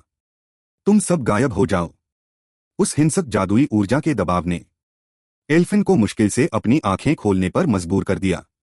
एस्टर की यह हालत बिल्कुल वैसी ही थी जैसे बचपन में उसकी सेवन विंग्स की शक्ति नियंत्रण से बाहर हो गई थी। इस समय अकादमी के उच्च अधिकारी खिड़की के पास खड़े थे। मुझे एक बुरा एहसास क्यों हो रहा है? अचानक उनके चेहरे का भाव कड़ा हो गया। यह भयानक जादुई शक्ति आखिर क्या है? एर्मा भी उतनी ही हैरान थी। यह जानी पहचानी ऊर्जा, क्या यह सेवन विंग्स का विस्फोट है? वह जगह जूलियस का निवास स्थान है। एस्टर ने धीरे से अपनी बहन को नीचे रखा। बस एक ही पल में एस्टर अचानक लिलियाने की आंखों के सामने प्रकट हो गया। इतनी भयानक गति देखकर लिलियाने भूल ही गई कि बचाव कैसे करना है। जूलियस जोर से हंसा। एस्टर, तुमने वाकई अपनी असली ताकत छिपाई थी। लिलियाने, तुम पीछे हट जाओ। मैं यह आजमाने के लिए उत्सुक हूं कि सेवन विंग्स आखिरकार कितनी शक्तिशाली है। कोई आश्चर्य नहीं कि वे बूढ़े लोग सेवन विंग्स से डरते थे। तुम्हारी शारीरिक ताकत का 10वां हिस्सा भी नहीं बचा है, फिर भी तुम इतनी भयानक शक्ति प्रकट कर सकते हो। अगले ही पल एस्टर पर हमला कर उसे पीछे धकेल दिया गया। जूलियस जोर से हंसा। एस्टर, मुझे दोष मत देना कि मैं तुम्हारी कमजोरी का फायदा उठा रहा हूं। उन दोनों से निकलने वाली जादुई शक्ति से पूरा कमरा एक भयानक और भारी दबाव से भर गया था। कम ताकत वाले सदस्य तो ठीक से खड़े होने में भी असमर्थ थे। एस्टर तेजी से आगे बढ़ा। वह इस लड़ाई को जल्द से जल्द खत्म करना चाहता था। एस्टर, मैंने पहले तुम्हारी ताकत खत्म होने तक इंतजार करने की सोची थी, लेकिन तुम्हारी इस तीव्र युद्ध भावना को देखकर मैंने अपना इरादा बदल दिया है। मैं तुम्हें हराना चाहता हूं। सामने से पूरी तरह से तुम्हें हराना चाहता हूं। मैं परिवार के उन बूढ़े लोगों को बताना चाहता हूं कि सेवन विंग्स उतनी डरावनी नहीं है जितना वे सोचते हैं। वास्तव में एस्टर को हराने के लिए जूलियस ने अपनी जादुई शक्ति को पूरी तरह से मुक्त कर दिया था। अत्यंत हिंसक जादुई दबाव ने आसपास के पुराने छात्रों को डराकर इधर उधर भागने पर मजबूर कर दिया। यहां तक कि पास में खड़ी लिलियाने को भी विश्वास नहीं हो रहा था। उसका अपना शरीर कांप रहा था। जिससे अधिक वह कल्पना भी नहीं कर सकती थी वह यह था कि पूरी तरह से कमजोर हो चुका एस्टर अभी भी इतनी भयानक जादुई शक्ति प्रकट कर पा रहा था।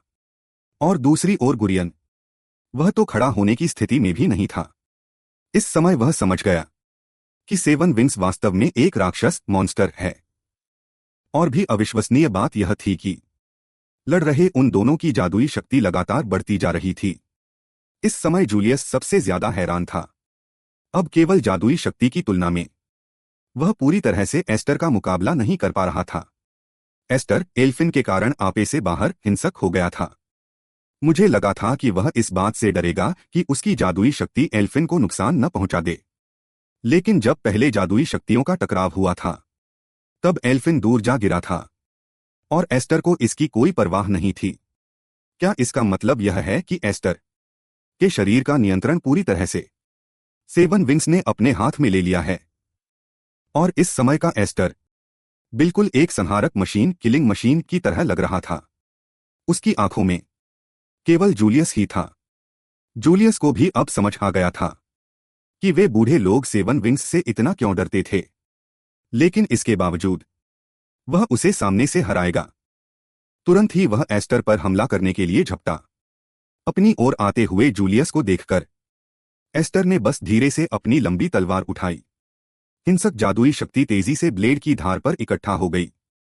लिलिया ने जोर से चिल्लाई, जूलियस, एस्टर की जादुई शक्ति की विशेषता काटना, कटिंग है।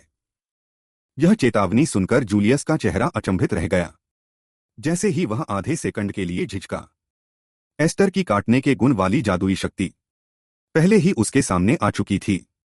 यह नजारा देखकर जूलियस केवल मुश्किल से अपनी आग, फायर को जगा पाया ताकि जादुई शक्ति से खुद का बचाव कर सके। फिर भी बिखरती हुई जादुई शक्ति के कुछ हिस्सों ने उसके शरीर को घायल कर दिया। जूलियस को अपनी पूरी जादुई शक्ति को विस्फोटित करना पड़ा। तब जाकर वह मुश्किल से इस हमले को रोक पाया। लिलियाने की चेतावनी का धन्यवाद। मैंने सच में नहीं सोचा था कि तुम जादुई शक्ति के गुण बदलने की कला, एट्रीब्यूट कन्वर्जन में माहिर हो। और यह भी नहीं सोचा था कि यह काटने जैसा घातक गुण होगा।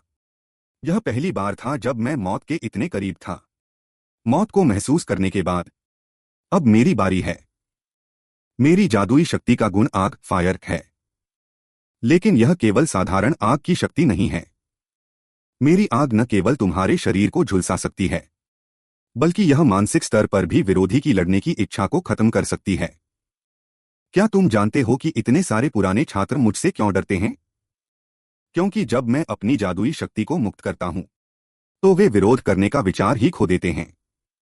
लुवाई टी मा एल सी CDCH थाना जादुई शक्ति NNGLNG फेप THUT गुए NGHANGCNH मना मना HPVI form catch TRUIN fantasy TNHIP। इस समय एस्टर जादू मैना के असर को भी स्पष्ट रूप से महसूस कर सकता था। यह भीषण गर्मी किसी की भी लड़ने की इच्छा को खत्म करने के लिए काफी थी। आसपास के वरिष्ठ छात्र तो बोल भी नहीं पा रहे थे और एस्टर ने बस धीरे से फुसफुसाया, अभी इतना काफी नहीं है। अगले ही पल 7 पंखों की शक्ति, 7 विंग्स ने शरीर के भीतर जल रही आग की शक्ति को पूरी तरह से मिटा दिया। यह देखकर जूलियस जोर से हंसा। यही मेरे प्रतिद्वंद्वी होने के लायक है। दोनों ने एक बार फिर अपनी जादुई ताकतों को टकराया। एस्टर का शरीर भी भीषण आग से झुलस रहा था। उसके शरीर पर अनगिनत घाव धीरे धीरे उभरने लगे। कमजोर पड़ी अल्फिन ने धुंधली चेतना के साथ अपनी आंखें खोलीं और अपने सामने एस्टर को देखा। इस अवस्था में एस्टर को वह बहुत अच्छी तरह से जानती थी। बचपन के दिनों में एस्टर का 7 पंखों की शक्ति पर से नियंत्रण एक बार खो गया था। उस समय पिता ने अपने जीवन का बलिदान देकर ही एस्टर को रोका था। उस दिन से एस्टर ने जानबूझकर हमसे दूरी बना ली थी, क्योंकि वह हमें चोट पहुंचाने से डरता था। अल्फिन को यह बात बहुत अच्छी तरह पता थी। उसके बाद से एस्टर खुद को पागलों की तरह प्रशिक्षित कर रहा था। वह मजबूत बनने के लिए इतना जुनूनी था ताकि वह पूरी तरह से नियंत्रित कर सके इस शक्ति को। वह फिर से चोट पहुंचाने से डरता था। मुझे? लेकिन क्यों? जबकि मैं उसकी बड़ी बहन हूं। फिर भी हर बार मुझे उसी के द्वारा सुरक्षित रहना पड़ता है। इस समय ऐसा लगा कि एस्टर की शक्ति कमजोर होने लगी है और उसके चेहरे पर थकान के लक्षण दिखने लगे थे। जूलियस ने शक्ति में आई इस पल भर की कमी का फायदा उठाया और एस्टर को तेजी से पीछे की ओर उड़ा दिया। दूर फेंका गया एस्टर जमीन पर गिर पड़ा, जैसे वह बेहोश हो गया हो। जूलियस ने हांफते हुए कहा, मैंने सचमुच यह उम्मीद नहीं की थी कि बेहद कमजोर होने के बावजूद तुम मुझे इस हद तक धकेल पाओगे। लेकिन यह लड़ाई आखिरकार मैंने ही जीती है।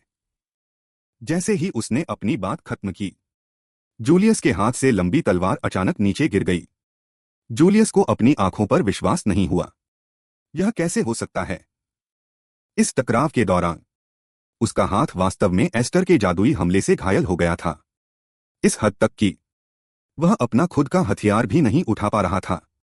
ठीक उसी समय जमीन पर गिरा एस्टर एक बार फिर धीरे धीरे उठ खड़ा हुआ। उसका लोहे का मुखौटा इसी पल टुकड़े टुकड़े हो गया। अगले ही पल एस्टर के शरीर से एक बार फिर एक अजीब शक्ति फूटी।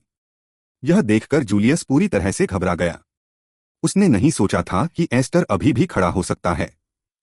इसी समय एस्टर ने बहुत तेज गति से उस पर हमला किया।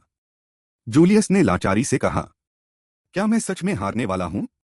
एस्टर के फिर से बढ़ते हमले का सामना करते हुए जूलियस का शरीर समय पर जादुई ऊर्जा को सक्रिय नहीं कर सका। लगभग उसी समय अल्फिन आगे बढ़ी और एस्टर को रोकने के लिए उसे गले लगा लिया। एस्टर, तुम जादू को इस तरह नियंत्रण से बाहर नहीं होने दे सकते। अगर ऐसा ही चलता रहा तो तुम अपनी सारी जादुई ऊर्जा खोकर मर जाओगे। अपनी बहन की पुकार महसूस कर एस्टर की आंखों में थोड़ी सी समझ वापस आती दिखी। भले ही उसका दिमाग थोड़ा सचेत हुआ था, लेकिन वह अपने जादू को बिल्कुल भी नियंत्रित नहीं कर पा रहा था। अगर वह अब भी नहीं रुका तो न केवल वह जादुई ऊर्जा खत्म होने से मरेगा, बल्कि उसकी बहन भी जादुई लहर के झटके से मारी जाएगी। एस्टर ने मुड़कर अल्फिन की ओर देखा। भले ही वह खुद मर जाए, लेकिन वह अपनी बहन को फिर से चोट नहीं पहुंचा सकता। ठीक उसी समय दरवाजे के बाहर से एरमा ने चिल्लाकर कहा। अगले ही पल जादुई तलवार ग्राम अचानक उसके ऊपर प्रकट हुई। यह देखकर एस्टर ने बिना किसी हिचकिचाहट के उसे पकड़ लिया। इन सालों में ग्राम को हमेशा अपने पास रखने का दूसरा कारण यह था कि इससे उसके अपने जादू को बाहर निकलने का रास्ता मिल जाता था। अगले ही पल जादुई ऊर्जा को ग्राम द्वारा तेजी से दबा दिया गया। एस्टर के शरीर के भीतर बेकाबू हुआ जादू भी शांत हो गया। अल्फिन के चेहरे पर खुशी की लहर दौड़ गई। आखिरकार जादू नियंत्रण में आ गया। दीदी, इस बार आखिरकार मैंने आपको फिर से चोट नहीं पहुंचाई। यह सचमुच ग्राम की वजह से ही संभव हुआ, वरना इस बार मुझे नहीं पता था कि बात कहां जाकर खत्म होती। एरमा ने भी राहत की सांस ली, पसीना पोंछा। भाग्यवश इस बार समय पर काम हो गया, एरमा। उसकी अवलोकन क्षमता सचमुच अद्भुत थी, जो वह ग्राम के उपयोग को जानता था। ठीक इसी समय जूलियस ने धीरे से कहा, क्या आप सभी ने मुझे पूरी तरह से नजरअंदाज कर दिया है? एस्टर, भले ही मेरे हाथ हिल न सकें, लेकिन मैं अब भी तुम्हें मारने के लिए अपने जादू का उपयोग कर सकता हूं। जूलियस, तुम्हें अब और हमला करने की कोई आवश्यकता नहीं है। अकादमी के एक वरिष्ठ अधिकारी ने कमरे में प्रवेश किया। जैसा कि मैंने सोचा था, अभी जो असामान्य जादुई ऊर्जा महसूस हुई थी वह 7 पंख की ही थी। एस्टर ने सामने वाले को घूरकर देखा। वह महिला जूलियस की मां थी। रॉयल एकेडमी में भी उनका बहुत ऊंचा स्थान था। अगले ही पल एस्टर को बेरहमी से जमीन पर दबा दिया गया। जूलियस ने इसकी सराहना नहीं की, उसे यह पसंद नहीं आया। उसने तीखी आवाज में पूछा, मां, आप आखिर करना क्या चाहती हैं? मुझे पहले ही लिलियाने से एक रिपोर्ट मिली है कि एस्टर ने ट्रेनिंग ग्राउंड में दूसरे छात्रों पर हमला किया है। दर्जनों वरिष्ठ छात्र उसके हाथों मारे गए हैं। मैं अकादमी में किसी को भी नियमों का उल्लंघन करने की अनुमति नहीं दे सकती। इसलिए मैं इसे अपने साथ ले जा रही हूं। यह सुनकर अल्फिन घबरा गई और कहा कि एस्टर ऐसा काम कभी नहीं कर सकता। एस्टर ने अनजाने में लिलियाने की ओर देखा। उसने नहीं सोचा था कि उसका अगला कदम इतनी जल्दी होगा। एस्टर भले ही हमारे शाखा परिवार का एक रईस हो, लेकिन मैं उसे अकादमी में इस तरह मनमानी करने की छूट नहीं दे सकती। कल मैं तुम्हारे खिलाफ जांच शुरू करूंगी, जिसका सबसे बुरा नतीजा यह हो सकता है कि तुम्हें अकादमी से निकाल दिया जाए। मुझे लगता है कि आसपास के अन्य छात्रों में से कोई न कोई गवाही देने के लिए जरूर आगे आना चाहेगा। यह सुनकर सभी ने अपने सिर झुका लिए। अल्फिन चिल्लाई, आप एस्टर को अपने साथ नहीं ले जा सकती। इस समय एर्मा के पास भी कोई रास्ता नहीं बचा था। वह एल्महेम के मुख्य परिवार से सीधे टकराव मोल नहीं ले सकता था, लेकिन भविष्य में एल्महेम परिवार को संतुलित करने के लिए वह एस्टर को इस तरह नहीं खो सकता था। अचानक हिंसक अग्नि जादू की एक तीव्र लहर उठी। एस्टर के पास खड़ा वरिष्ठ छात्र तुरंत इसकी चपेट में आ गया। अल्फिन के चेहरे पर पूरी तरह से अचंभे के भाव थे, जबकि वह महिला बस ठंडी निगाहों से एक तरफ देखने लगी। माँ, मैंने अभी तक आपको इसे ले जाने की अनुमति नहीं दी है। जूलियस, तुम क्या करना चाहते हो? क्या तुम पागल हो गए हो? एस्टर को अकादमी में ही रहना होगा। मुझे मेरे मामलों में आपके दखल की जरूरत नहीं है। एस्टर को सिर्फ मैं ही कुछ लूंगा। मैं नहीं चाहता कि लोग यह सोचें कि मैं लड़ाई हार गया हूं और अपनी मां से उसका बदला ले रहा हूं। जूलियस, क्या मैंने तुम्हारे प्रति बहुत दया दिखाई है? तुम्हारी इतनी हिम्मत कि तुम मेरी अवज्ञा करो। मां, क्या आपको लगता है कि मैं भी अपने बाकी भाइयों की तरह हूं, जो आपके हाथों की कठपुतली हैं? अगर रक्त श्रृंखला और प्रतिष्ठा की बात करें तो मेरा स्थान आपसे भी ऊंचा है, मां। यह सुनकर वह भी समझ गई कि जूलियस जो कह रहा है वह सच है। इस बार मैं इस बात को यहीं छोड़ रही हूं। उम्मीद है कि अगली बार ऐसा नहीं होगा। जूलियस का स्वर बेहद ठंडा था। मुझे खुशी है कि मां ने मेरा सहयोग किया। एस्टर, मैं तुम्हें कभी स्वीकार नहीं करूंगा। मैं तुम्हें मिटाने का कोई न कोई रास्ता जरूर ढूंढूंगा। एस्टर ने कुछ नहीं कहा। उसने बस एक दृढ़ निश्चय वाली नजर से उस जाती हुई महिला को देखा। भले ही इस बार हमारे बीच मुकाबला बराबरी पर छूटा हो। जूलियस, क्या हमारी वह शर्त दाव अभी भी कायम है जो हमने पहले तय की थी? क्या तुम उस शर्त की बात कर रहे हो? तुम वास्तव में एक ऐसे खूंखार जानवर हो जो किसी भी समय अपनी बेड़ियों को तोड़ सकता है। यह मुखौटा और यातना के उपकरण अब तुम्हारे लिए सिर्फ एक दिखावा हैं। जहां तक तुम्हारे बाकी नए साथियों का सवाल है, वादे के मुताबिक मैं उन्हें जाने दूंगा। लेकिन याद रखना, भागने की सोचना भी मत। मैं तुम्हें पूरी तरह से हरा कर रहूंगा। तुम जब कभी भी हमला करोगे, मैं अब कभी पीछे नहीं हटूंगा।